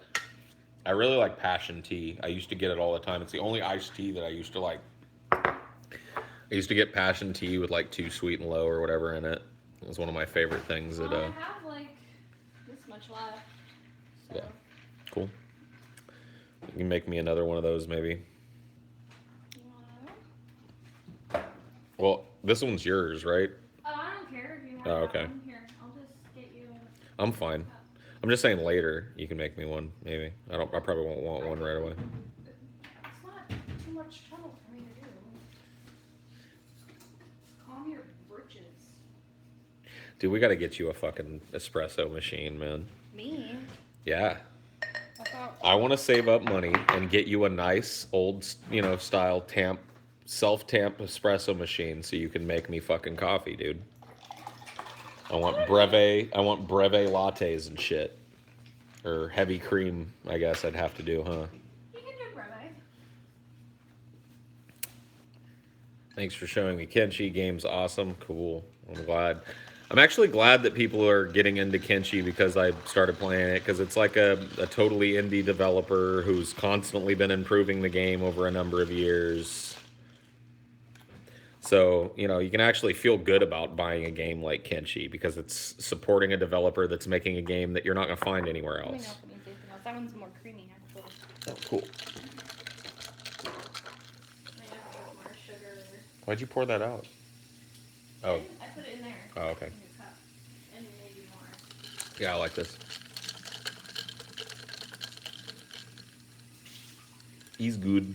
Dude, I found a recipe for a flourless keto chocolate cake. Cool. So Make it. probably will.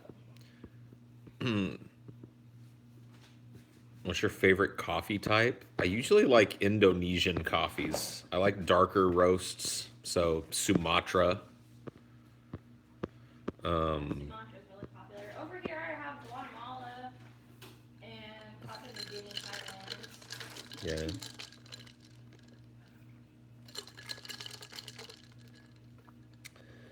Somebody asked what my favorite modern movie director is. P.T. Anderson.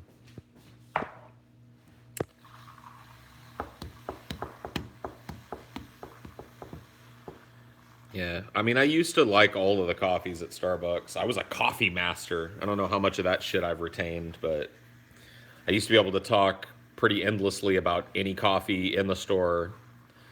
And They got rid of a lot of like the core blends recently. that kind of sucks. They got rid of like house blend and French and breakfast.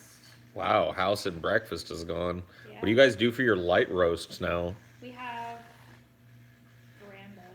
Veranda? That's all they have actually. They got rid of all of it. Wow. That Yeah, sucks. At least in like our stores, I think that they still have like them in grocery stores, maybe. I don't know. But you guys just don't brew it anymore. Yeah, we still have it in our store. Weird. Or sell it, huh? Yeah. That's weird. It is weird because they were like popular ones. I haven't watched anything about Cyberpunk 2077. People keep asking me about it. I don't follow E3 rabidly and shit. I watched a little bit of some of the stuff. I haven't seen it yet. When it comes out, I'll take a look at it, and if it looks like something that's fun, I'll play it. I don't do the get hyped up for game shit anymore. I've been pissed on too many times.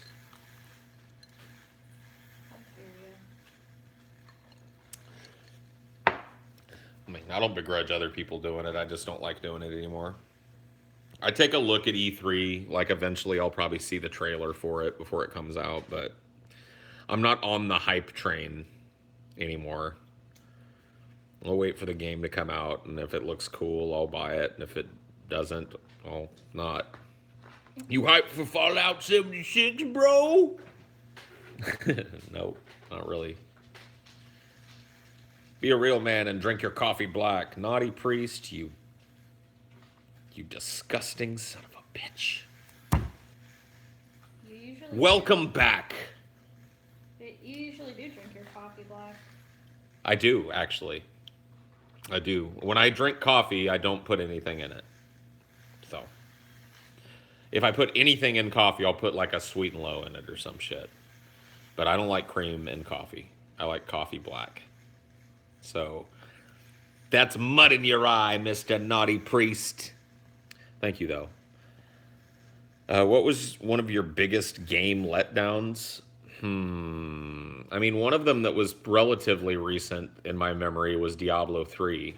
Man, I was so hard on the hype train for that game. I was reading everything I could about every one of the classes and watching all of the videos and shit that I could get my hands on and planning out which character. I had it all planned out. I was going to be a, like, after watching them all over and over, I'd made the, I did all that shit. Like when you make the decision what you're going to play before the game's out, I was like, I'm going to be a fucking demon hunter. I just know it. And this is going to be the name of the character, and these are the skills I'm going to prioritize, and here's how I'm going to play, and oh my god, I'm going to love it. And when it came out, I fucking pre-ordered and got the special edition. I think I still have the box. The Diablo, and it comes with the thing it came with, the book it came with is actually kind of cool. Maybe I'll show it to you guys someday. I've got a lot of other stuff too, somewhere packed away. I've got the Diablo head.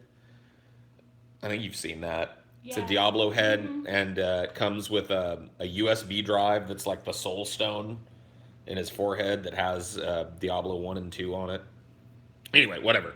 I waited in line to get it, took it home, started a witch doctor, or not a witch doctor, sorry, a fucking demon hunter. Played my way through about half the game and was like, oh shit.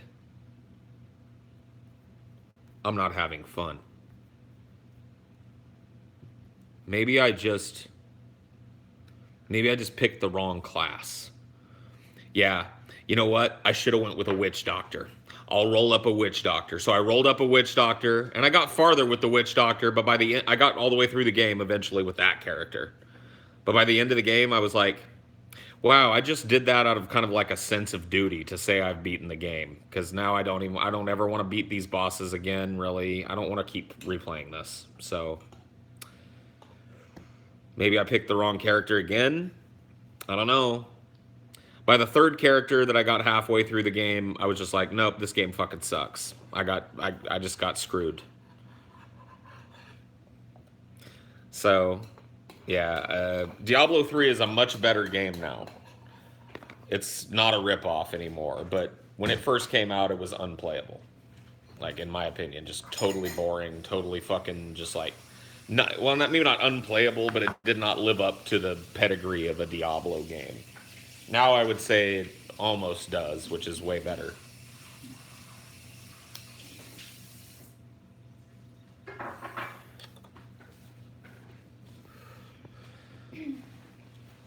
What is it about the auction house that was so bad? I remember hearing how it ruined shit. They had a real money auction house where you could get these random rolls and then you could put them on the auction house and sell them for real money. So it basically made the game pay to play. As Blizzard took a cut of every one of those transactions, so they started catering to the min-maxers and making content that you could only really do if you either got really lucky and got every piece of armor right, or you spent a bunch of money on the real money auction house, and it just was awful. It just ruined the game. I mean, it literally did.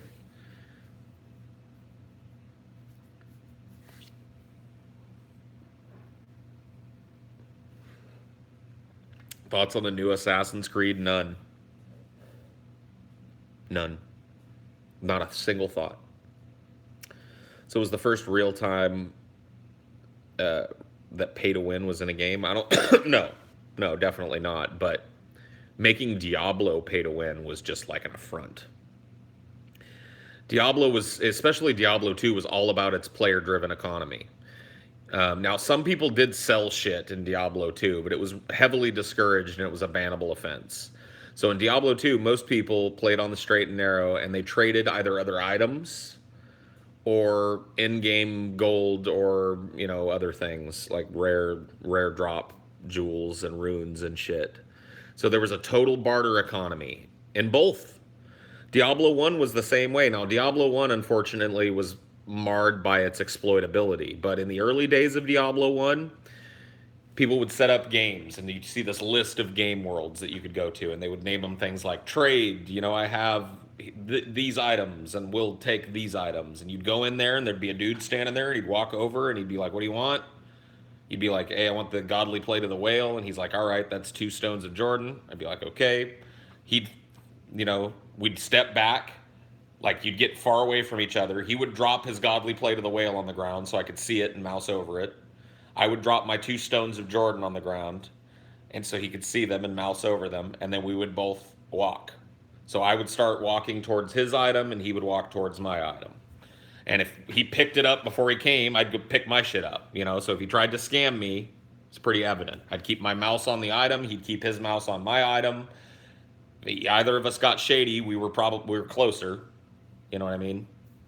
So we could go back and stop it. But that's how you traded back then.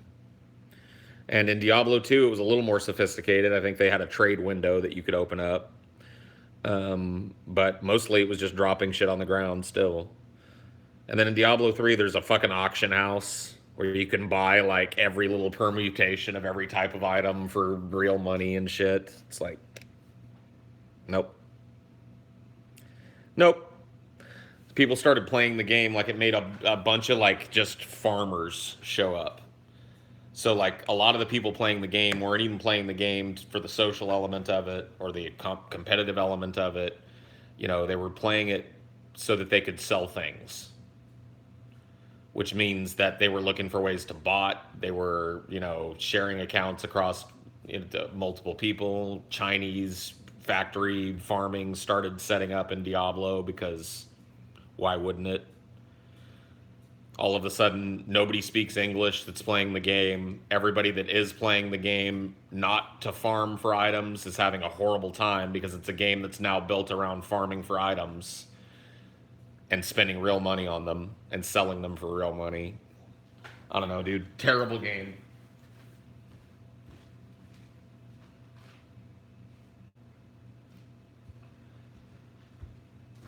Terrible game at release.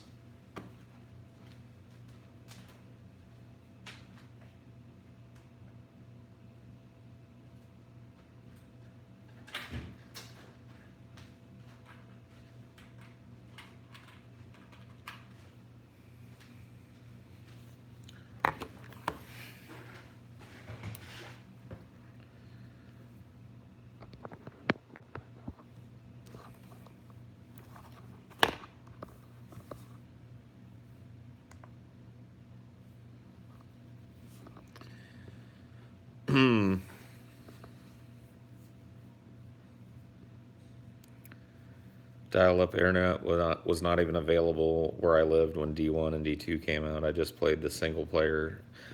You know, like a lot of the fun of Diablo, honestly, like was in the first few times you played through the single player campaign because it was it was a good game. You know, Diablo 2 it was also, I mean, it was a super expansive game, but a lot of the value in it for me was in single player as well.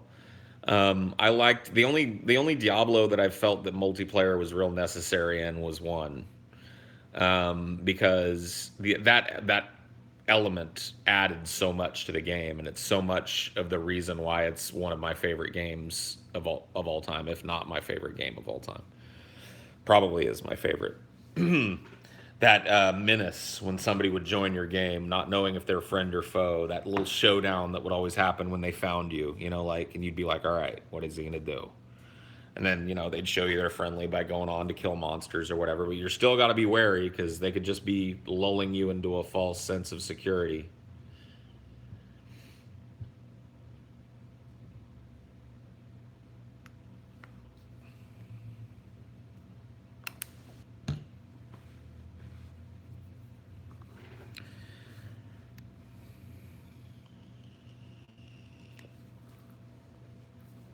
Naughty priest, naughty priest. He's the best and you're all the least. He gives the most, so he's the toast. He's naughty priest. Think you're dying, Ilamel? Well, you're an alien, man. Hook yourself up to one of those, like, fucking, you know what I mean? 0-point energy spectrometers or whatever. See if you can cure what ails you. The game that's permanently burned into my brain, the first few levels especially, is Tony Hawk's Underground 2. Yeah. I don't know. I never played Underground, but Tony Hawk Pro Skater 2 and 3, man, I played the fuck out of 1 too. So those first 3 games in the Tony Hawk series, I kind of stopped playing them after that. But man, dude, awesome games.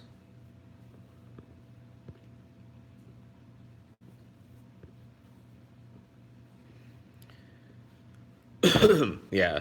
Once they added the whatever it was called, revert or whatever the fuck, that allowed you to instantly chain tricks by, you could do these insane aerial tricks and then revert as soon as you landed it into a manual, and it would keep your trick string going. So you could manual over to the other side of the fucking thing. You could just endlessly do tricks. I think it was starting with 3. So yeah, once they added that revert thing that extended combos, you could basically like, one of the most fun things about that game was just get together with your friends, pick whichever skater you liked best, and see who could pull the longest, most insane fucking combo before you fell or fucked up on a trick and got too greedy. If we were pretty good at the game, so we could grind all the way around, jumping off, hit the half pipe for a few things, and then jump off of that into a grind, and then, trying to hit the special grinds and shit to get the multiplier higher. I mean, that was just like emergent gameplay. Wasn't really intended by the game, but you could just sit there with your friends and endlessly do it. Oh yeah, it was a great social game. A great game to chill, like, with people actually in the room and play.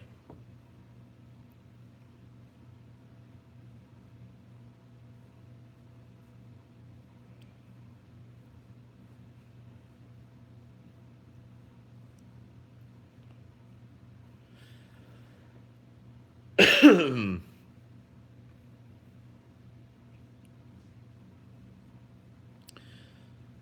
played that game with a mod that made everyone midgets. Really? Cool.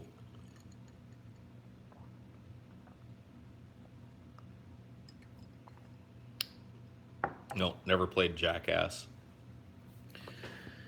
Pro Skater 2, I remember in Tokyo you could get stuck in a black spot above a quarter pipe, so you could do endless combo. Yeah, all of those games were buggy, dude. Sometimes you would fuck up and drop a combo, and sometimes it was just bullshit. Just there was like an inherent glitchiness to the Tony Hawk games, especially the early 3, where it was just like sometimes chance just throws you a fucking terrible bone. But it didn't happen often enough, especially in the later ones, to make it a problem. But it was always there. You know what I mean? Some weird physics interaction that you don't expect. You know what I mean? Hitting the grind button and landing what normally would be a grind, but you just fall. You're just like, what the fuck? You just hit the ground and combo over, and you're like, why didn't I stick that grind? I don't know. Must have been my fault. Thoughts on Red Dead Redemption? It's one of my favorite games of all time. One of the only games I've ever taken the time to 100% in this stupid achievement trophy hunt thing that is now part of games. I've never given a flying fuck about achievements in a game, except for a few, and one of those is Red Dead Redemption. I 100%ed that game just because I loved it.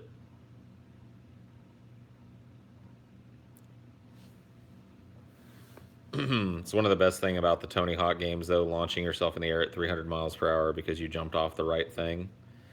I mean, yeah, those were cool.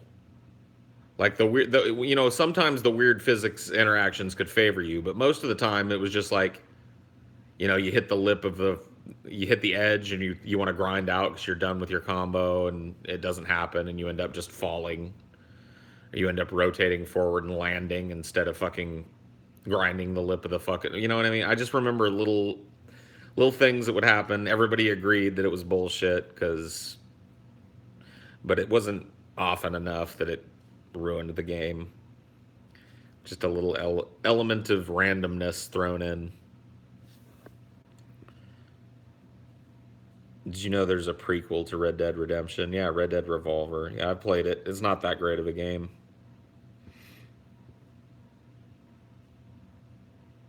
Yeah, I played Red Dead Revolver and didn't like it. There was a similar game around the same time called Gun, that I didn't like either. But Red Dead Redemption just nailed it, man. Dude, such a fucking, I don't know. I didn't like Gun.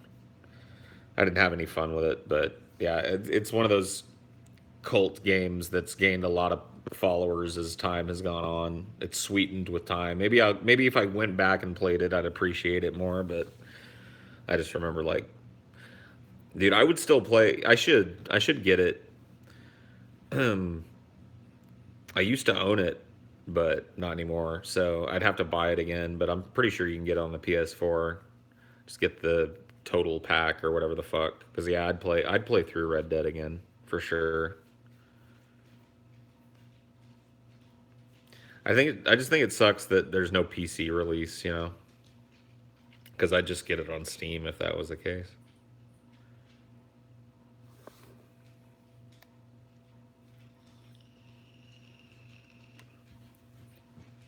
You can get Gun on Xbox.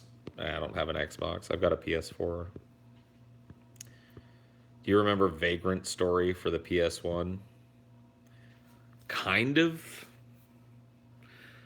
The name sounds familiar. I know it's like a Japanese RPG.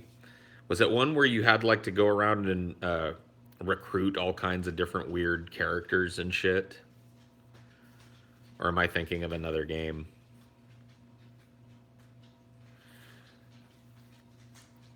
Gun's a fun game. I really enjoy the atmosphere. Oh, you know what? Vagrant Story was an Old West fucking JRPG kind of, right? It had like pistols and, you know, rifles and shit in it. But it was like retro futuristic Old West JRPG shit. I think that's a Vagrant Story. I don't know.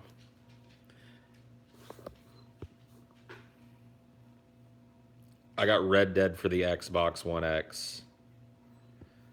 Only one character. You could attack various body parts and use different metals, build your own weapons. No guns, crossbows, more medieval. Okay.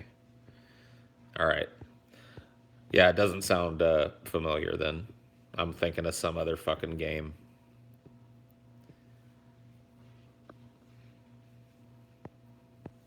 The zombie DLC for the Red Dead. Oh, dude, it's such a great DLC. I totally agree. Just adds so much replay value to the same big map, which, if you're anything like me, by the end of the story, you'd explored totally. I 100%ed it. You know, the last achievement I got was beating the game. Like, I made sure that leading up to beating the game, I'd gotten every achievement that I possibly could. So that when I beat the game, you know, I had everything done. I don't think you can do that. I think I had to go back and get a few more achievements after I beat the game. But like, I didn't beat it until I had gotten everything I could get before that. And then I went back and got whatever was left. And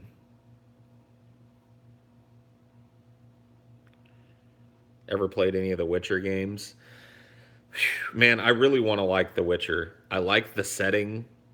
I like the character Geralt and the world.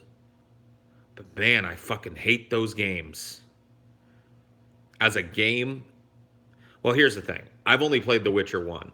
I fully intend, like, I own all three of them. I own The Witcher 1, I own The Witcher 2, Assassin of Kings, I own The Witcher 3, Wild Hunt. I think somebody gifted me Wild Hunt because there's no fucking way I would have bought it for myself. I bought 1 and 2 in a bundle deal, I think, at some point. And I did it fully intending on playing through both of them because I'd seen like everybody's like, oh yeah, great RPGs, great dark fantasy, great fucking this, great fucking that. And I start playing 1, and I usually get through the first village, the first little quest area where it gets to the fucking big city, and then pretty much any quest I attempt, I get my ass handed to me. So what the game's telling me at this point is like, well, this is the point where you go into the sewers and grind monsters over and over and over again until you gain like 10 levels. And you can come back. I'm just like, fuck that. Nope. So too much grinding in The Witcher 1 has made me not want to play any of the other ones. I don't want to play 2 because I feel like it's probably dependent on one story. And ergo, I don't want to play 3 because I feel like it's dependent on the story of 1 and 2.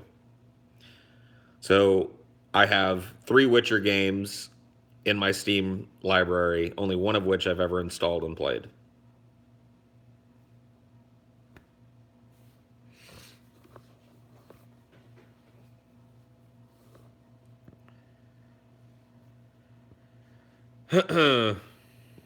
Yeah, 1 kind of sucked, but 3 is amazing in my opinion. Witcher 3 does kind of have grinding, so yeah, I don't like grinding in games. I mean, I don't mind it if it's optional. I don't like it if it's non-optional. Like if you're just telling me like, and this is the part of the game where you just mindlessly sit here for 14 hours straight and hit this enemy over and over. Like if I can do that optionally, I don't mind grinding. Like if it'll get me some like in Final Fantasy, going through a bunch of bullshit to get to a secret boss or something so you can get this crazy overpowered item. I'll do that shit. I don't mind that type of optional shit being in the game. But if you have make a game where you're telling me like, okay, and at this portion of the game, you just have to go do mindless bullshit, mindless repetitive chink, chink, chink, chink, chink, chink, chink, chink. Kill wolf pups until you level up 10 times or whatever, then fuck you, I'm not playing your game.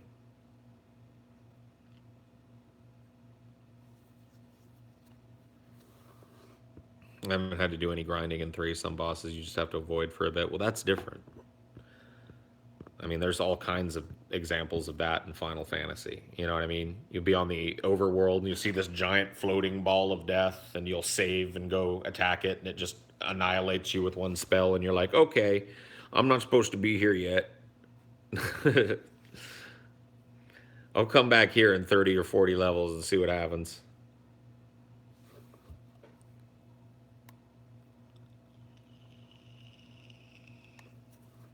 Witcher 3 is really good. Could I skip The Witcher 1 and just play through 2 and 3? Is 2 decent or is 2 suck too?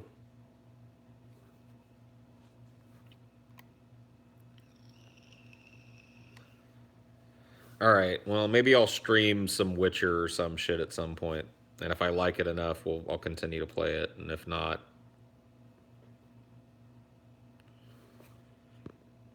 absolutely, you can skip the games. Just check out the lore online.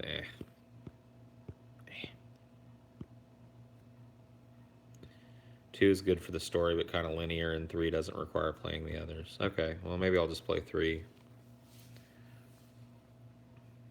I got bored with 2. Yeah, I got bored with 1, so that's why I haven't played any of these other ones. Another game I'd be interested in playing a little more. I checked it out, but I haven't played much of it. Is Dragon's Dogma. I created a character and played through, kind of the first couple of quests, and I think that game's going to be pretty badass. The big epic monster battles and having these AI combatants that support you and stuff. It sounds like it's going to be a pretty fun game. So that's another one that I might play once I'm, tired of Kenshi and Elite, which is what I've been playing recently. I got bored with 1, but still finished, but basically only because I was like, well, I got this far, might as well go all the way. Yeah.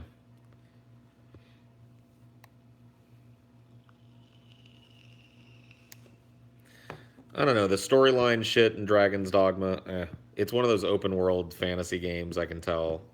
I'm not real reliant on that. I think Skyrim had a pretty weak storyline, to be honest, but was still a great game because of its big, expansive world and the many ways you could choose to play through it. So, yeah, the combat in it and stuff. I mean, like I said, I just started playing, so I don't even have all the abilities and shit yet, but I can tell it's really fun. You know, fighting the big monsters and stuff, taking out different parts of their bodies and coordinating your attack, with all your little ghost guys that follow you around. What will you DFF tonight? It's going to be about how This Is Pineapple's mom. It's going to be top 10 best blowjobs with points being This Is Pineapple's mom's. Kind of like we did Andy Dick's, where, he's a point system now. Now your mom's the dick suck point system. No, I'm just kidding, dude. That was mean. I take it back. I'm sure your mom's a nice lady. Have you seen the teaser of Doom Eternal? No, I haven't.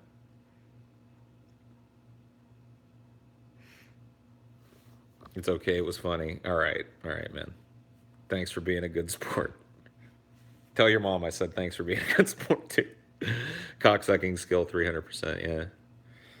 I agree. The forest is awesome. I've had it for a few years and it's only ever improved or built upon it every patch. Cool. Yeah, I've got a bunch of games, man. It's pretty sad. I've got just like this kind of horde of games that a lot of them I've never even installed. Some of them I played only for a few minutes and was just like, got distracted and did something else. So I've been thinking for a while about doing like a series of streams where it's like, I go through each one of my games and over the course of that stream, however long it is, I give the game an honest try and then I put it in a folder on Steam. If I want to keep playing it, I put in a this is good folder. And if I never want to see it again, I put it in the this is shit folder. I think it would be like not only, well, it might not be interesting, but it would be useful for me. I would at least know what I have that is total shit and what I have that's not. And I'm telling you, dude, I got like 300 games. So, I mean, a lot of them are just cheap games that came with like humble bundles, but whatever. I've played a lot of those that I've really liked. So, I would pay to see you play Dark Souls. I need to get a fucking somehow in the move, my fucking Xbox 360 controller disappeared. So I need to find that. If I find that, I'll install fucking Dark Souls, Prepare to Die, and patch it up with DS Fix and shit, and I'll play it. I don't give a shit. I actually own 3 as well, I think. I don't think I own Dark Souls 2, but I own 1 and 3, I think. I think 3 was gifted to me at one point. But I'll play it. Bloodborne's a PS4 game. I can't really stream that. But I'd totally do it if I found my fucking controller. I'm not buying one to play it, but...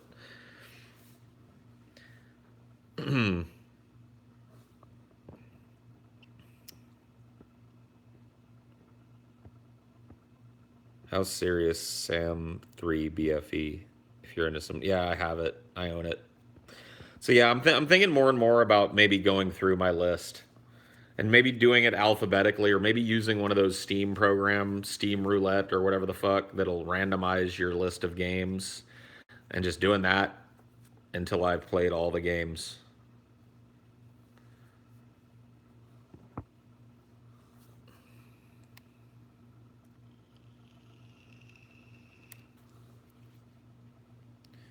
You have that joystick you use for Elite Dangerous. What other games did you use it for? I've only used it for Elite, honestly. I bought it just to play Elite. Well, I didn't even buy it. Frack Skull bought the joystick for me as a birthday present.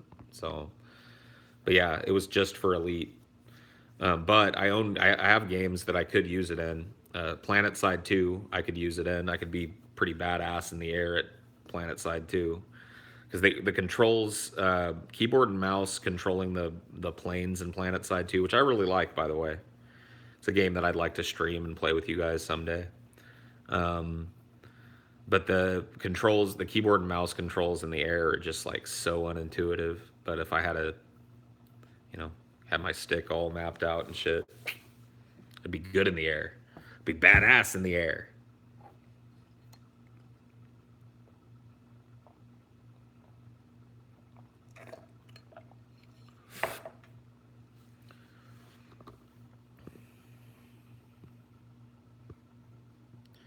I have a PS4 with Bloodborne. I don't play anymore. I was planning on giving it to my ex, but that ended. I could ship it to you. Oh, no, dude. Don't worry about it. I've got a PS4. I just don't have Bloodborne. I'm not real interested in it. I know I don't like those games, but for the memes, I'm willing to play it. I'm willing to show you guys how frustrating I find Dark Souls. I'll do it. I wish I could get. Can you get Demon's Souls for the PC or no? I don't think you can. Because I'd rather play that, honestly. That's the one. That's the only Souls game that I've actually liked. I didn't beat it, but Demon's Souls was pretty cool. Dark Souls, frustration factor, fucking 100. Demon Souls is pretty good. They need to do like a Demon Souls remaster and release it on the PC. I'm dead serious, man. Demon Souls is good. Real good. It's only on the PS3. Yep.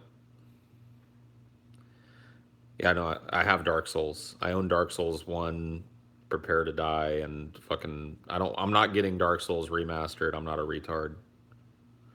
I'll play the Prepare to Die edition with DS fix and shit. Some texture packs or whatever the fuck. I'll mod it out so it's nice. And then we'll play it. I just gotta get my fucking controller. I gotta find it. Did you ever play Kingsfield, the games that Demon Souls? I have fucked around in one of the very early Kingsfield games, but I never played them enough to say that I was good at them. Isn't what's it called? Mountain Blade kind of based around Kingsfield. Has kind of similar combat. That very kind of realism based mounted medieval combat shit.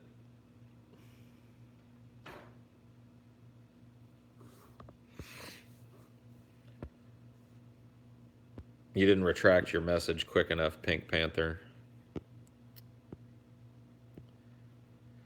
I remember when the Souls game came out, I was so interested in playing a medieval game for the lore, but it had Japanese nonsense story. Yeah. That does ruin things sometimes. When's the next Elite Dangerous stream? I don't know, man. I don't know. When it suits my fancy. When it suits my patoots.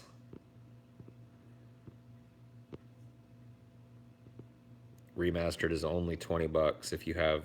Yeah, but isn't remastered like actually a worse version of the Prepare to Die edition? Like, doesn't it introduce a bunch of new bugs and bullshit? Like, isn't it basically the same thing as Prepare to Die edition with DS fix and texture mods and shit? Remastered looks like shit, yeah. Runs at a proper 60 FPS. It's slightly better. I don't know, man. Whatever. I'll play the old version. That's fine. I'll mod it up. I'll make it look nice. Get DS fix going and all that bullshit. I'll play it. See how far I can get. Come up with a strategy, what kind of character I want to build, and just build it. I kind of want to do a miracle character. Is that even viable in Dark Souls? I remember in Demon Souls, one of the favorite characters I had was like a miracle-based monk. So yeah, I like miracles. But I didn't really explore Dark Souls enough to know if it's fun because the game itself to me is just peh.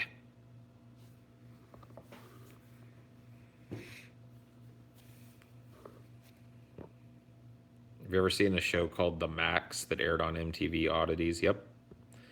Weird superhero show with kind of a acid-drenched, absurdist kind of, I don't know. Yeah, I remember The Max. It was good. I used to love that Liquid TV shit.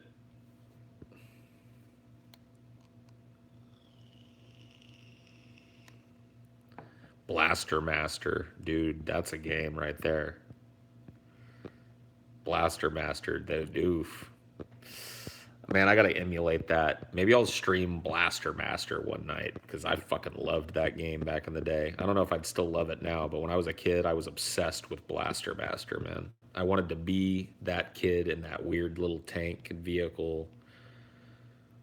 I loved the world. I loved the weird alien bullshit. Oh man, Blaster Master. Dude, I might have to emulate some Blaster Master one night. Thanks for naming yourself Blaster Master. I just had like a wave of nostalgia when I read your name. I was like, yeah, fucking Blaster Master. They just had a remake of that game. Is it any good? Or does it suck? Because if the remake is good, I might just get that. Oh, dude. Dude, I gotta do some NES gaming. Dude, Kid Chameleon, for real? You're gonna drag that out of my fucking past? Holy fuck. Here's an NES game that not a lot of people have played. How about Totally Rad, dude? Man, I want to play some NES shit. I want to play some NES shit. Paperboy, yeah. Paperboy for reasons. I like Paperboy. I'd probably just emulate it though. If I wanted to play Paperboy, I'd just get MAME and emulate the original arcade release.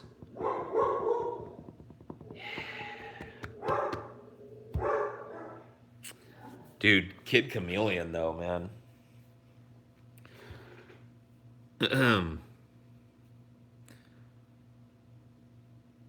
Little Samson. No, never played Little Samson.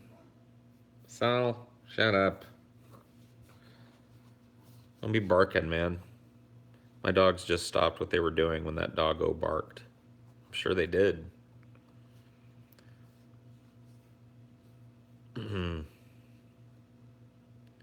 I never liked Kirby. I mean, whatever, it's fun, but I never liked it when I was younger, dude. But all these other ones that we're talking about here, dude. Yeah. Kid Chameleon, dude. Not the one with the different masks and shit. I'm 90% sure it is. Or is that Micro Max or whatever the fuck? No, that's a different game. Kid Chameleon's the one where you get like the rhino mask and shit, right? Like the wasp mask. Kid Icarus, yeah, that was a good one too. I liked that one. It's a hard game though. That's not an easy game.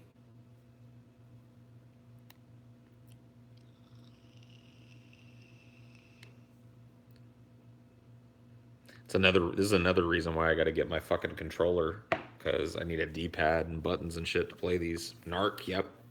I had Narc on the original NES. Like, totally violent, bloody, crazy game. Played it in the arcades too. It was even worse there. Narc. You beaten Punch-Out. I don't think I've ever beaten Tyson. Not legit. But I've gotten to him legitimately. But, yep, I don't think I was ever able to beat Tyson. You did? Cool. Yeah. I'm sure I probably could if I practiced enough, but I don't know. Karnov. Whoa, man. That's digging deep. I played Karnov on the fucking Commodore 64. Fat, like, Russian dude that, like, runs around while the Russian anthem plays in the background and, like, spits fireballs at shit. Karnov was an awesome game. I'd play the shit out of that. I want to emulate some fucking Commodore games and play them on stream one day, too. One of my favorite ones when I was a kid was called Aztec Challenge. It was fucked up. You were like an Aztec dude who was running for his life, and he had to get through this gauntlet of horrors. It started out, so it's like all a bunch of simple mini games, but the whole point is if you get hit, you get killed. Hey, Scotty. What up, what up? Salvador gonna do it.